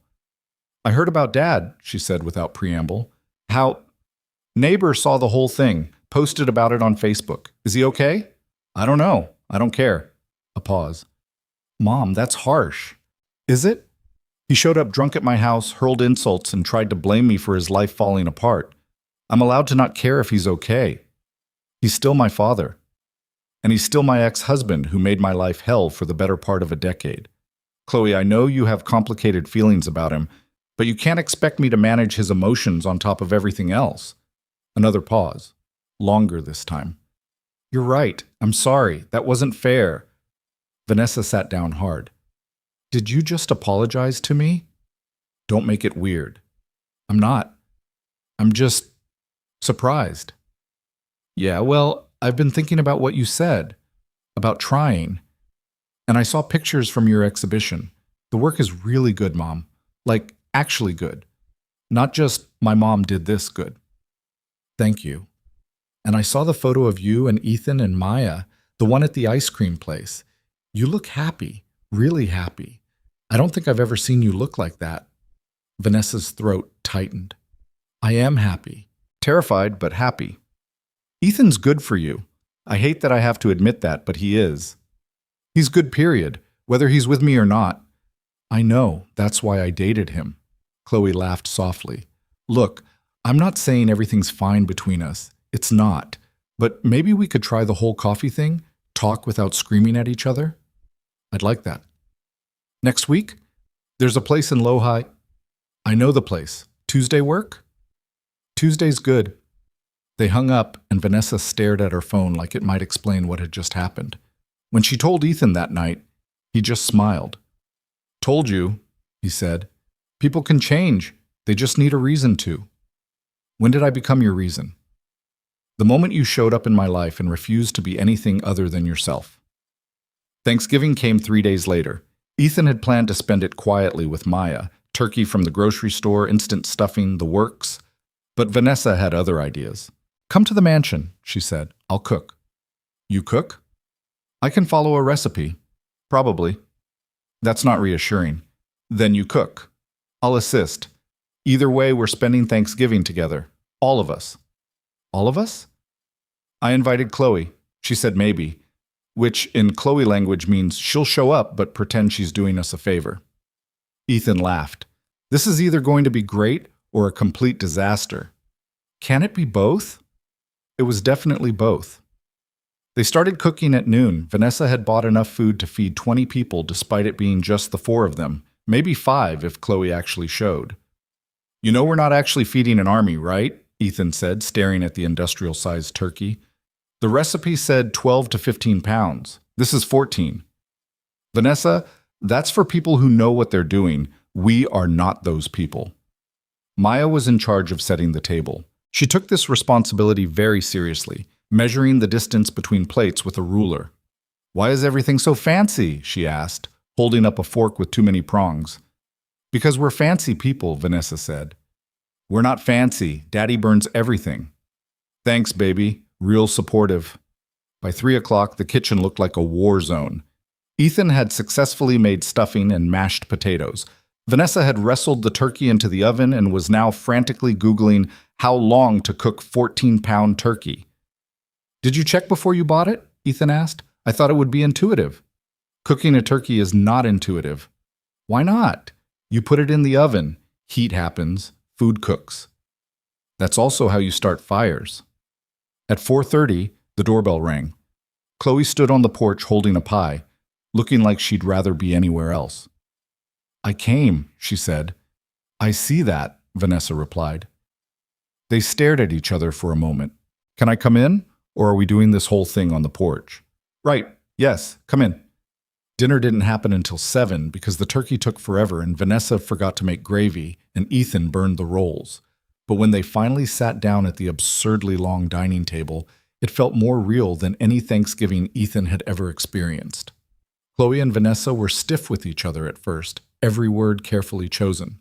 But Maya, oblivious to the tension, asked Chloe about college and her friends and whether she'd ever eaten a worm. Why would I eat a worm? Chloe asked, laughing. Daddy says you should try everything once. I don't think I meant worms, baby, Ethan said. By the time dessert rolled around, Chloe's pie, which was actually good, everyone had relaxed. Chloe and Vanessa weren't hugging or crying or having a Hallmark moment, but they were talking, really talking, about work and art and stupid things Richard used to do that drove them both crazy. Remember when he insisted on installing that fountain in the backyard? Chloe said. The one that sounded like someone constantly peeing? Vanessa laughed. I hated that thing. You told him it was a brilliant statement about the fluidity of wealth. I was trying not to hurt his feelings. I'm pretty sure he knew I was lying. Oh, he definitely knew. Ethan watched them from across the table, these two women trying to build a bridge over years of hurt. It wasn't perfect. There were still gaps, but it was something. After dinner, Maya fell asleep on the couch. Chloe helped clean up, which felt like a small miracle. Vanessa kept sneaking glances at her daughter like she was afraid Chloe might disappear. You did good, Mom, Chloe said quietly while they were doing dishes. Vanessa nearly dropped a plate. What? Dinner, this. It's good. Weird, but good. I'll take weird and good. And Ethan, Chloe paused. I get it now. Why you're with him. He's not like anyone in your world. No, he's not. That's a good thing. You need someone who sees you as a person, not a portfolio. When did you get so wise? I've always been wise. You just weren't paying attention. Vanessa laughed. It was the same thing Ethan had said to her weeks ago. Chloe left around 10, hugging Vanessa at the door. It was brief and awkward, but it was a hug. Thanks for inviting me, Chloe said. Thanks for coming. Maybe we could do this again, without the holiday excuse. I'd like that. After Chloe left, Ethan carried Maya to the car. She was dead weight, completely out. That went better than expected, he said. It was terrifying. Welcome to having real relationships. They're all terrifying. Vanessa walked them to the truck, the night cold enough that she wrapped her arms around herself. Stay, she said suddenly. What? Stay. Both of you. It's late. Maya's asleep. You can take one of the guest rooms. Unless that's too fast or too weird or... Vanessa. Yeah? We'd love to. They did stay. Maya woke up confused in a bedroom that looked like a castle, and Vanessa made pancakes that were slightly less burned than Ethan's usual attempts. Over breakfast, Maya announced, I like it here. Can we come back? Anytime you want, Vanessa said. What about forever? The question hung in the air. Ethan and Vanessa looked at each other. Neither of them had an answer, but the seed was planted. Over the next few weeks, forever started looking less like a fantasy and more like a possibility. Vanessa and Ethan fell into a rhythm, dinners together most nights, switching between the mansion and Ethan's rental. Weekends that included Maya and increasingly included Chloe, who was slowly warming to the idea of her mother being human. The media attention faded to background noise. There were still articles, still comments, still people who had opinions about their relationship. But it stopped mattering as much. Ethan's business recovered fully. He hired 2 more guys and started bidding on bigger projects. Vanessa's photography career took off. The gallery show had led to commissions, which led to a feature in a local magazine, which led to more commissions. Everything was going well, which meant Ethan's anxiety was working overtime. He couldn't shake the feeling that something was going to break, that this was all too good, too easy, too much like a story that didn't happen to people like him. "You're doing it again," Vanessa said one night. They were at his place, Maya asleep, bad TV playing in the background. "Doing what?" "Waiting for the other shoe to drop." "I'm not—" "You are. I can see it in the way you look at me sometimes, like you're already preparing for this to end." Ethan set down his beer. "I'm not preparing for anything." "Then what's going on?" He was quiet for a long time. Then he said, "I keep thinking about what Richard said, that you'll destroy me. And I know he was drunk and bitter and full of shit. But what if he's right? What if I'm not built for your world and eventually you realize it and this whole thing falls apart?" "Ethan, I'm serious. You've got this whole life, money, connections, opportunities I can't even imagine.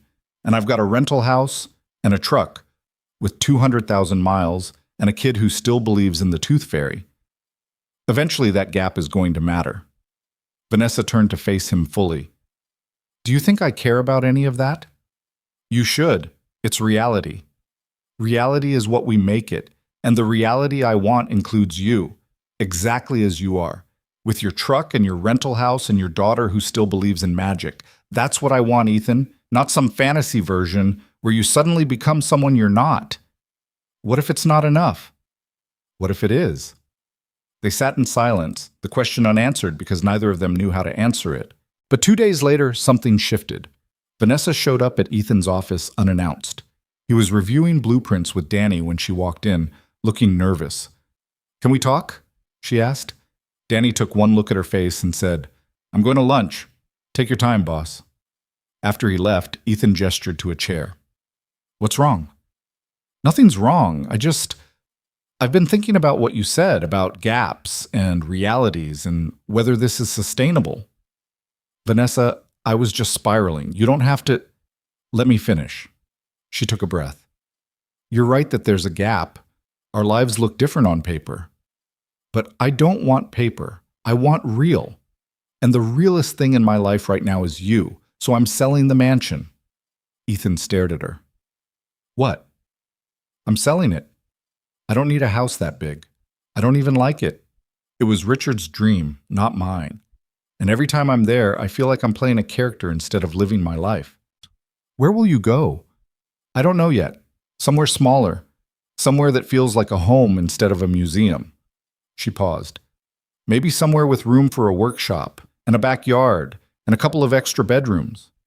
"Vanessa, I'm not asking you to move in with me. Not yet. But I'm asking if you can see a future where that's possible, where we're not living in two separate worlds, but building one world together." Ethan's throat tightened. "Yeah, I can see that." "Good. Because I can't do this halfway anymore. I'm all in, and I need to know if you are too." He stood up, crossed the small office, and kissed her. "I'm all in. I've been all in since that first day in the mansion when you were pretending you didn't need anyone." "I wasn't pretending. I really didn't think I needed anyone." "And now?" "Now I know better." They stood there in the middle of Ethan's cramped office, holding each other, while outside the world kept turning and the future started looking less like a question mark and more like a destination. The mansion sold in 3 weeks. Vanessa had expected it to take months. Properties that size usually sat on the market while buyers circled and negotiated and tried to chip away at the asking price. But a tech CEO from California walked through once, made an offer the same day, and the deal closed before Vanessa had time to second-guess herself. She stood in the empty study on the last day, boxes stacked around her, and felt nothing.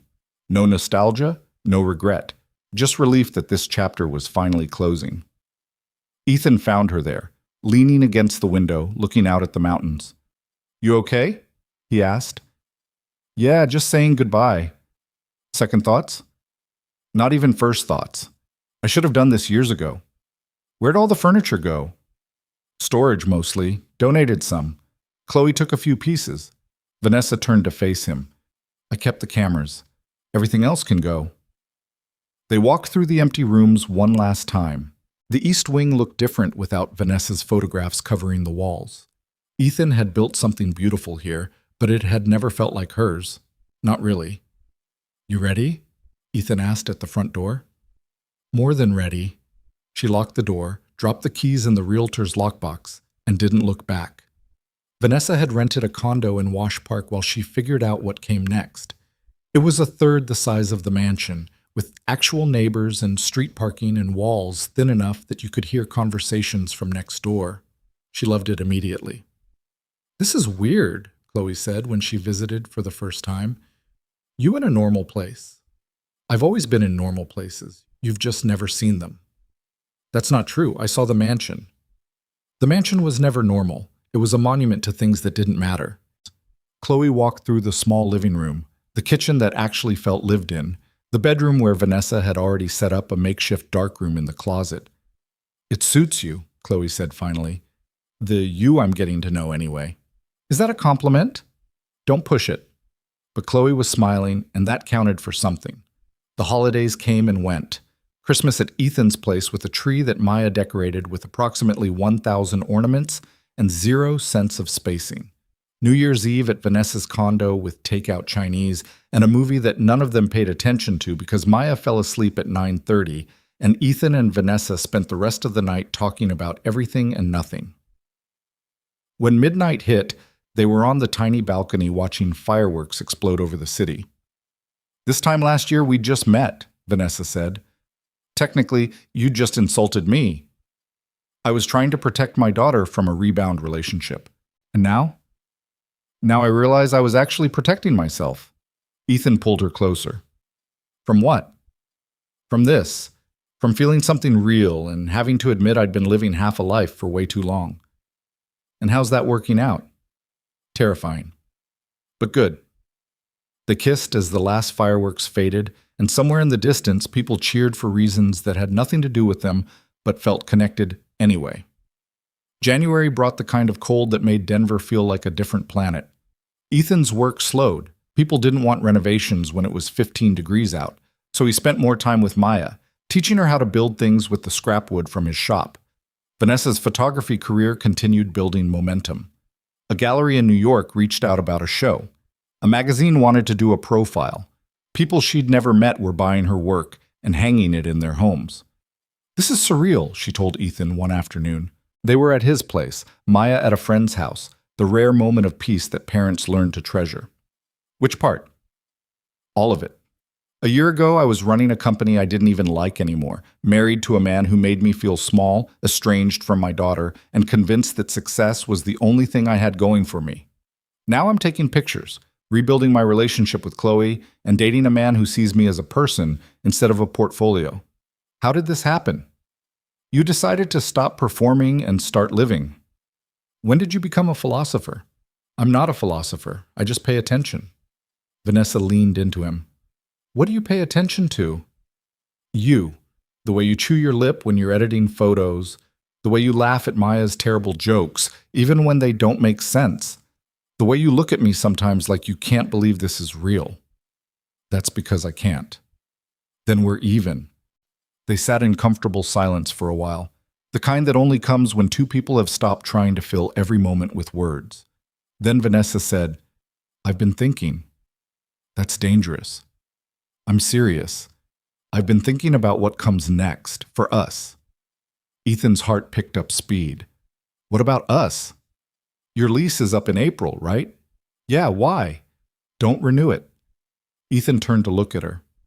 "Vanessa, I'm not ready to get married or anything that official, but I'm ready for this to be real, not two separate lives that occasionally intersect. One life.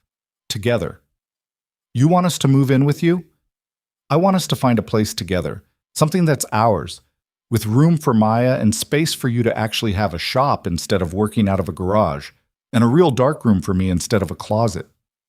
That's a big step. I know. And if it's too fast or too much, say so. But Ethan, I'm tired of cautious. I spent my whole life being cautious, making safe choices, protecting myself from risk. And all it got me was lonely. I don't want to be lonely anymore." Ethan pulled her close. "Neither do I." "So that's a yes?" "That's a hell yes." Vanessa laughed, relief flooding her features. "Okay, good. Because I already looked at 3 houses, and there's one I think you'll love." "You already looked?" I wanted to be prepared in case you said yes. And if I'd said no, then I would have looked at 3 more and tried again. They spent the rest of the afternoon looking at listings on Vanessa's laptop, pointing out features they liked and didn't like, dreaming out loud about what a life together might actually look like. The house Vanessa had found was in Park Hill, a neighborhood with actual sidewalks and parks, and the kind of trees that made you believe in seasons. It was a 1920s bungalow that needed work, but had good bones. 3 bedrooms, a basement Ethan could convert into a workshop, a sunroom that would make a perfect darkroom. They went to see it the next week, all 3 of them.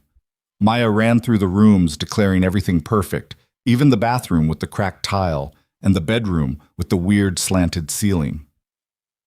"It needs a lot of work," Ethan said, standing in the kitchen that hadn't been updated since the 70s. "Is that your professional opinion or your scared opinion?" Vanessa asked. "Both. Can you fix it?" "I can fix anything. Question is whether you want to live through a renovation." "I lived through you renovating the East Wing. I think I can handle it."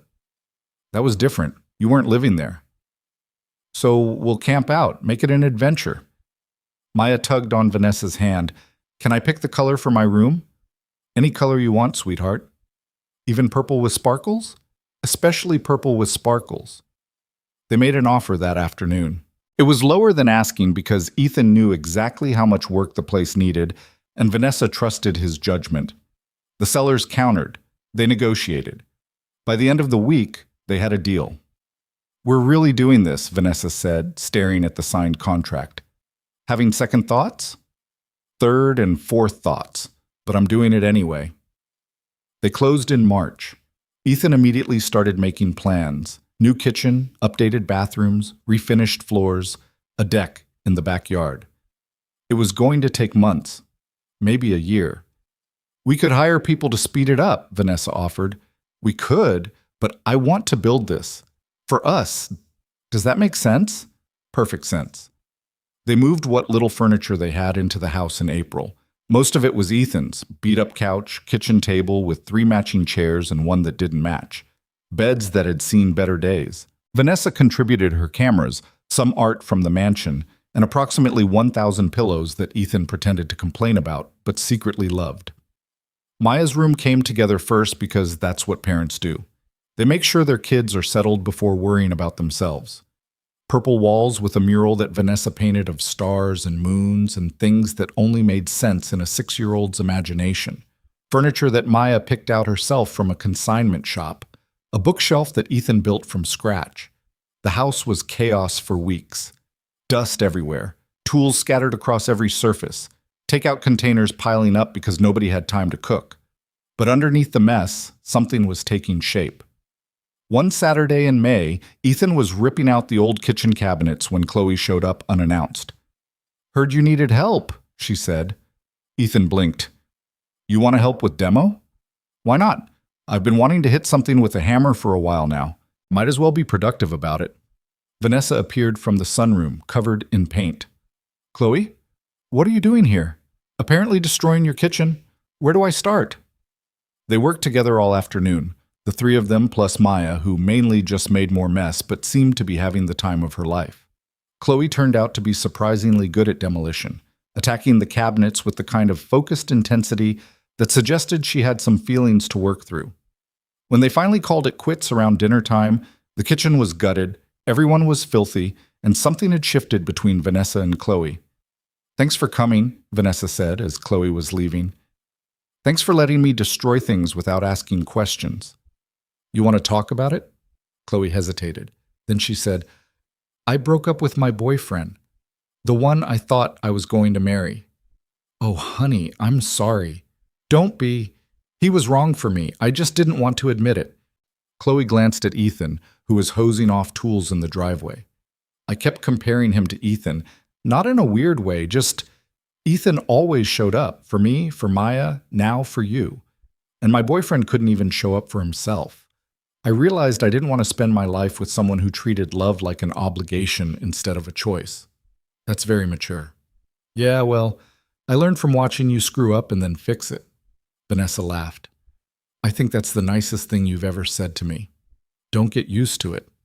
But Chloe hugged her before leaving, and Vanessa held on maybe a second longer than necessary. The summer passed in a blur of construction and sweat and small victories. New cabinets in the kitchen, refinished floors throughout the house, a deck that Ethan built with his crew, all of them working for beer and pizza because that's what you do for the boss. Vanessa's photography show in New York happened in June. She flew out for the opening, nervous in a way that Ethan had never seen her before.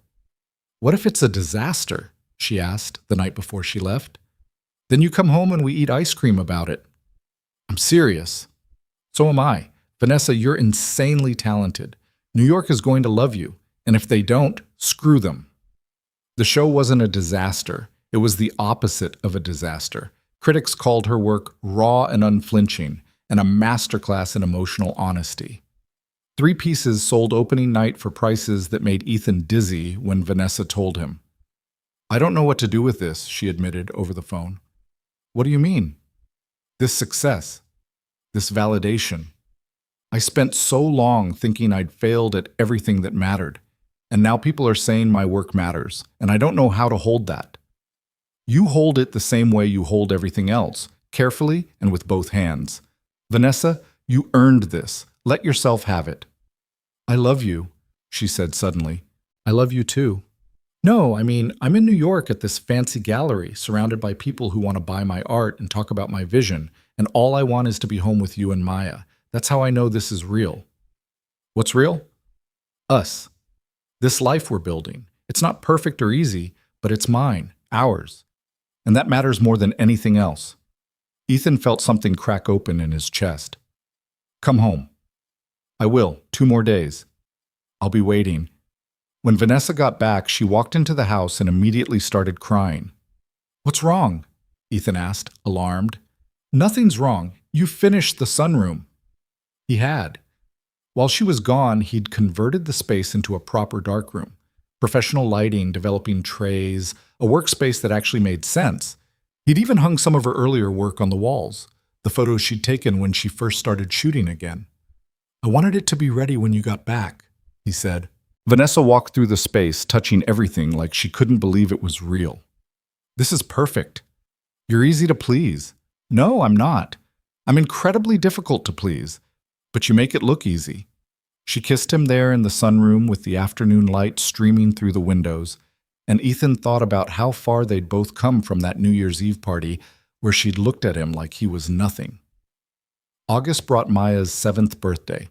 They threw a party in the backyard, kids everywhere, cake that Vanessa made from scratch, and only slightly burned, presents that Maya tore through with the kind of enthusiasm only 7-year-olds possess. Chloe came, bringing a gift that Maya immediately declared the best present ever. A camera. A real one, not a toy. "Thought she might want to follow in her stepmom's footsteps," Chloe said. Vanessa froze. "Stepmom? I mean, that's the direction this is heading, right? You guys buy a house together, raise a kid together, build a life together. Pretty sure that's more commitment than some marriages." "We're not... we haven't talked about..." "Mom, relax. I'm not saying you need to get married tomorrow. I'm saying Maya's lucky to have you. That's all." Vanessa's eyes went wet. "Thank you." "Yeah, well, don't make it weird." But it was weird, in the best possible way. Chloe's acceptance felt like the last piece clicking into place. That night, after everyone left and Maya was asleep, Ethan and Vanessa sat on the deck they'd built together. "Hell of a year," Ethan said. "That's an understatement. You happy?" Vanessa thought about it, really thought about it. "Yeah, I am. Are you?" "Happier than I've been in years, maybe ever." "Even with all the chaos?" "Especially with the chaos. Turns out I like building things, not just houses, lives." They sat in comfortable silence, watching the city lights flicker in the distance. Then Vanessa said, "Chloe called me stepmom today." "I heard. That doesn't freak you out?" "Should it?" "I don't know. It's a big label. Comes with expectations." "You've been Maya's stepmom in every way that matters for months now. Chloe just said out loud what we already knew." "And you're okay with that?" "Vanessa, you're the best thing that's happened to both of us. Maya adores you. I love you. If we want to make that official someday, great. If we don't, also great. What matters is that we're choosing each other every day." "When did you become so wise?" You keep asking me that. The answer's always the same. I'm not wise, I'm just paying attention. Vanessa leaned her head on his shoulder. I want to make it official. Not now, but someday. When the house is finished and Maya's settled and we've had time to just be normal for a while. But someday, Ethan Brooks, I want to marry you. Ethan's heart stuttered. Is that a proposal? It's a pre-proposal, a declaration of intent. In that case, my pre-answer is yes. They laughed, and it felt like the most honest thing either of them had said in years. Fall arrived with the kind of weather that made people remember why they lived in Colorado. The house was mostly finished, not perfect, but livable. Ethan's workshop in the basement was fully operational. Vanessa's darkroom was producing work that kept getting better. Maya had adjusted to her new school and made friends with the kid next door, who also believed hermit crabs were the greatest pets ever invented. Life wasn't perfect. They still fought sometimes, about money, about whose turn it was to do dishes, about whether Maya needed a new winter coat or could make do with last year's. Vanessa still struggled with letting go of control. Ethan still worried he wasn't enough. Maya still asked about her mom occasionally, and it still broke Ethan's heart every time. But underneath the imperfect daily reality, something solid had taken root. One evening in October, Ethan came home to find Vanessa on the deck with her camera, photographing the sunset. You're going to miss dinner, he said. Just a few more shots. The light's perfect. He watched her work, the way she moved around to get different angles, the way she bit her lip when she was concentrating. After a year together, he knew all her habits, all her quirks, and he loved every single one. Ethan? Vanessa lowered the camera. Yeah? Thank you. For what? For not giving up on me. For seeing something worth fighting for when I couldn't see it myself. For building this life with me even when it would have been easier to walk away. I never wanted to walk away. I know. That's what made the difference. Winter came early that year. By November, snow covered everything, turning their neighborhood into something from a postcard. The first real snowfall happened on a Sunday. Maya dragged them outside to build a snowman, and they spent 2 hours in the cold constructing something that looked more like a snow blob than an actual snowman. It's perfect, Maya declared. It's lumpy, Ethan said. Lumpy is good. Perfect is boring. Vanessa laughed. She's got a point. They went inside, frozen and wet, tracking snow through the house that Ethan had just cleaned. Nobody cared. They made hot chocolate and watched movies and fell asleep on the couch in a pile of blankets and limbs. This was what happiness looked like, Ethan thought. Not the highlight reel version people posted on social media. The messy, imperfect, everyday version where nothing went according to plan, but everything somehow worked out anyway. December arrived with the kind of cold that made you question every life choice that had brought you to Colorado. Ethan and Vanessa started planning their second Christmas together, this time in their own house, with traditions they were making up as they went. What do you want for Christmas? Vanessa asked one night while they were wrapping presents. I've got everything I need, Ethan said. That's a cop-out answer. It's the truth. A year ago, I was alone raising a kid in a rental house, wondering if I'd ever figure out how to be happy. Now I've got you, and Maya's got both of us, and we're in a home we built together. What else is there? When you put it like that, what about you? What do you want? Vanessa thought about it. I want more of this. More normal days and weird traditions and chaos that somehow feels right. I want to keep taking pictures. I want to keep learning how to be the kind of mother Chloe deserves. I want to watch Maya grow up and teach her that she can be anything she wants. And I want to keep waking up next to you and remembering what it feels like to choose someone who chooses me back. That's a long list. I'm making up for lost time. Christmas morning was chaos. Maya up at 5:30, dragging them both out of bed to see what Santa brought. Presents everywhere, wrapping paper in shreds. The kind of joyful mess that happens when a 7-year-old gets everything she wanted and then some. Chloe showed up around noon with mimosas and the kind of presents that suggested she was still figuring out how to be part of this family but was willing to try. They spent the afternoon cooking together, Vanessa and Chloe working side by side in the kitchen they'd demolished and rebuilt. Their relationship not perfect but better, slowly healing in the way that broken things do when people actually do the work. That evening, after Chloe left and Maya crashed from sugar overload, Ethan and Vanessa sat on their deck despite the cold. "I have something for you," Vanessa said. She pulled out a small wrapped box. "We said no big presents." "Open it." Inside was a key. Just a key. Nothing fancy. "I don't understand," Ethan said. "It's to the condo. I kept it. Thought we could use it as a studio space. Me for photography, you for whatever projects don't fit in the basement. A place that's just ours. Away from kid chaos and daily life. Somewhere we can create." "Vanessa. And also, I want to put both our names on the deed for this house. Make it official that we built this together." Ethan stared at the key, then at the woman who'd given it to him. "You're really all in. Haven't I been saying that for months?" "Yeah, but this feels different.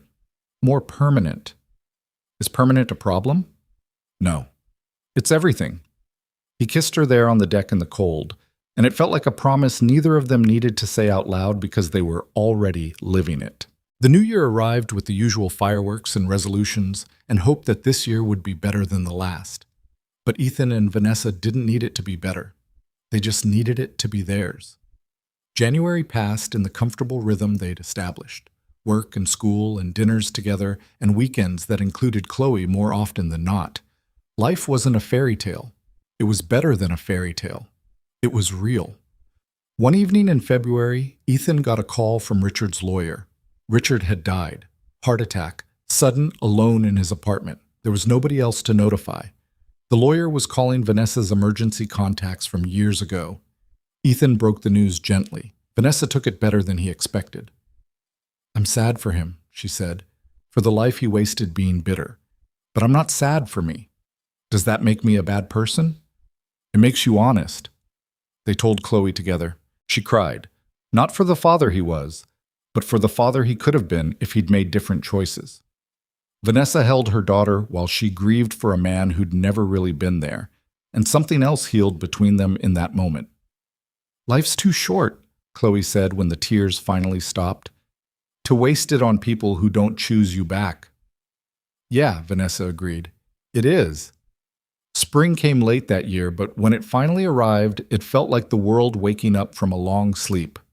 One Saturday in April, exactly a year after they'd moved into the house, Ethan woke up to find Vanessa already awake, staring at the ceiling. "You okay?" he asked. "I was just thinking about something Maya said last week." "What'd she say?" "She said home isn't a place, it's the people you choose to be with. And I realized she's right. I spent so many years thinking home was about the right house or the right city or the right amount of success, but it was never about any of that. It was about finding people who see you, really see you, and choosing to build a life with them anyway." Ethan propped himself up on one elbow. "That's pretty profound for a 7-year-old. "She gets it from you. She gets it from both of us." Vanessa rolled over to face him. "I want to marry you, for real this time, not just pre-proposal. I want to stand in front of the people we love and make promises we both know we've already been keeping. I want Maya to be part of it, and Chloe, and everyone who watched us figure this out the hard way. Will you marry me, Ethan Brooks?" Ethan felt his throat close up. "That's the second time you've proposed to me. Third time's the charm if you say no again." "I'm not saying no. I'm saying yes. Hell yes.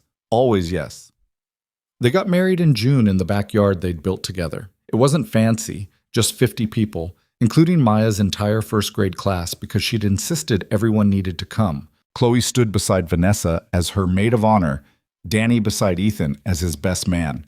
Maya was the flower girl and took her job so seriously that she made everyone wait while she arranged petals in a perfect pattern. The ceremony was short. They'd written their own vows, and both of them cried while reading them. Ethan promised to show up every day, to build a life that honored both of them, to love Vanessa in the mess and the beauty and everything in between. Vanessa promised to keep choosing him, to be brave enough to be vulnerable, to build a future that looked nothing like her past and everything like home. When they kissed, everyone cheered. Maya, loudest of all. The reception was exactly the kind of chaos you'd expect when you invite a bunch of 7-year-olds to a wedding. Cake everywhere, kids running wild, adults pretending to be scandalized while secretly enjoying the disorder. As the sun started setting, Ethan found Vanessa on the deck, camera in hand, photographing the golden light. "You're missing your own reception," he said, "just capturing the moment. You gonna do this at every event for the rest of our lives?" "Probably. Is that a problem?" "Not even a little bit." She lowered the camera and looked at him. "I never thought I'd have this. A partner who actually sees me. A daughter who's teaching me how to be brave. A stepdaughter who's giving me a second chance at being the kind of mother I should have been all along. A home that feels like home. I thought I'd missed my chance." "You didn't miss anything. You just had to take a different path to get here. A path that included you insulting me at a New Year's party. You insulted me first."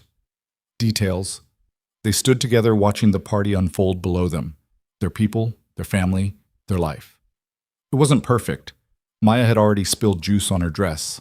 Chloe was arguing with one of Ethan's crew about something that probably didn't matter. The cake was lopsided because Vanessa had insisted on making it herself, despite having no baking skills whatsoever. But it was theirs, every messy, imperfect, beautiful piece of it. "What are you thinking?" Vanessa asked. "That a year ago, I would have been too scared to believe this was possible, and now I can't imagine my life any other way." "Good. Because you're stuck with me." Best kind of stuck. The party continued into the evening. People danced to music someone was playing from a phone speaker. Kids chased each other through the yard that Ethan had spent months leveling and planting.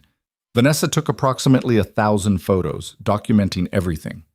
Later, after everyone had left and Maya was asleep in her purple sparkle room, Ethan and Vanessa stood in the kitchen doing dishes together.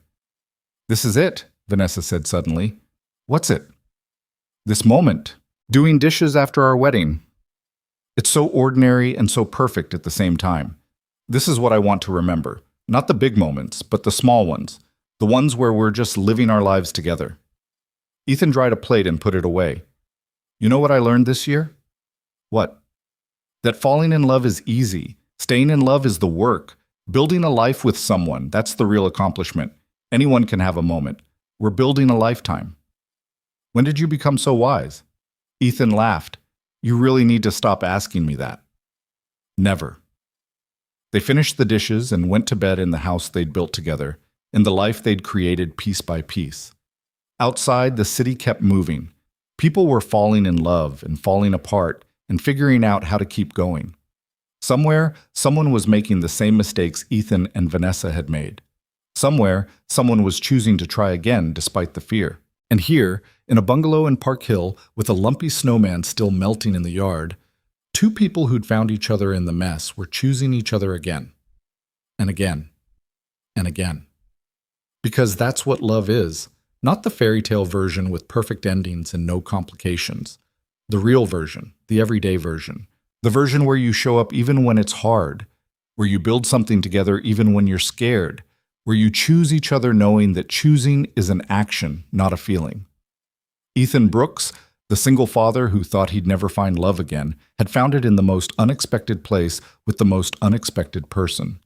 Vanessa Bennett, the billionaire CEO, who thought success was the only thing that mattered, had learned that mattering to someone mattered more. They didn't fix each other. That's not how it works. But they gave each other space to be broken and whole at the same time, to make mistakes and try again, to build a life that didn't look like anyone's expectations but felt right for them. And in the end, maybe that's the whole point. Not finding someone perfect. Finding someone who makes you want to be better while loving you exactly as you are. Finding someone who sees your mess and doesn't run. Finding someone who chooses you every single day, even when choosing is hard. Especially when choosing is hard. That's the story. Not about a billionaire and a construction worker falling in love. About two broken people learning that broken doesn't mean unlovable. About choosing courage over fear. About building something real in a world that often prefers pretense. About showing up. About trying. About love as an action instead of a feeling. About home as a verb instead of a noun. And as Vanessa fell asleep that night, wrapped in Ethan's arms in the house they'd built together, she realized something that felt profound enough to be true. Happiness isn't something you find or achieve or earn. It's something you build. Brick by brick. Choice by choice. Day by ordinary day.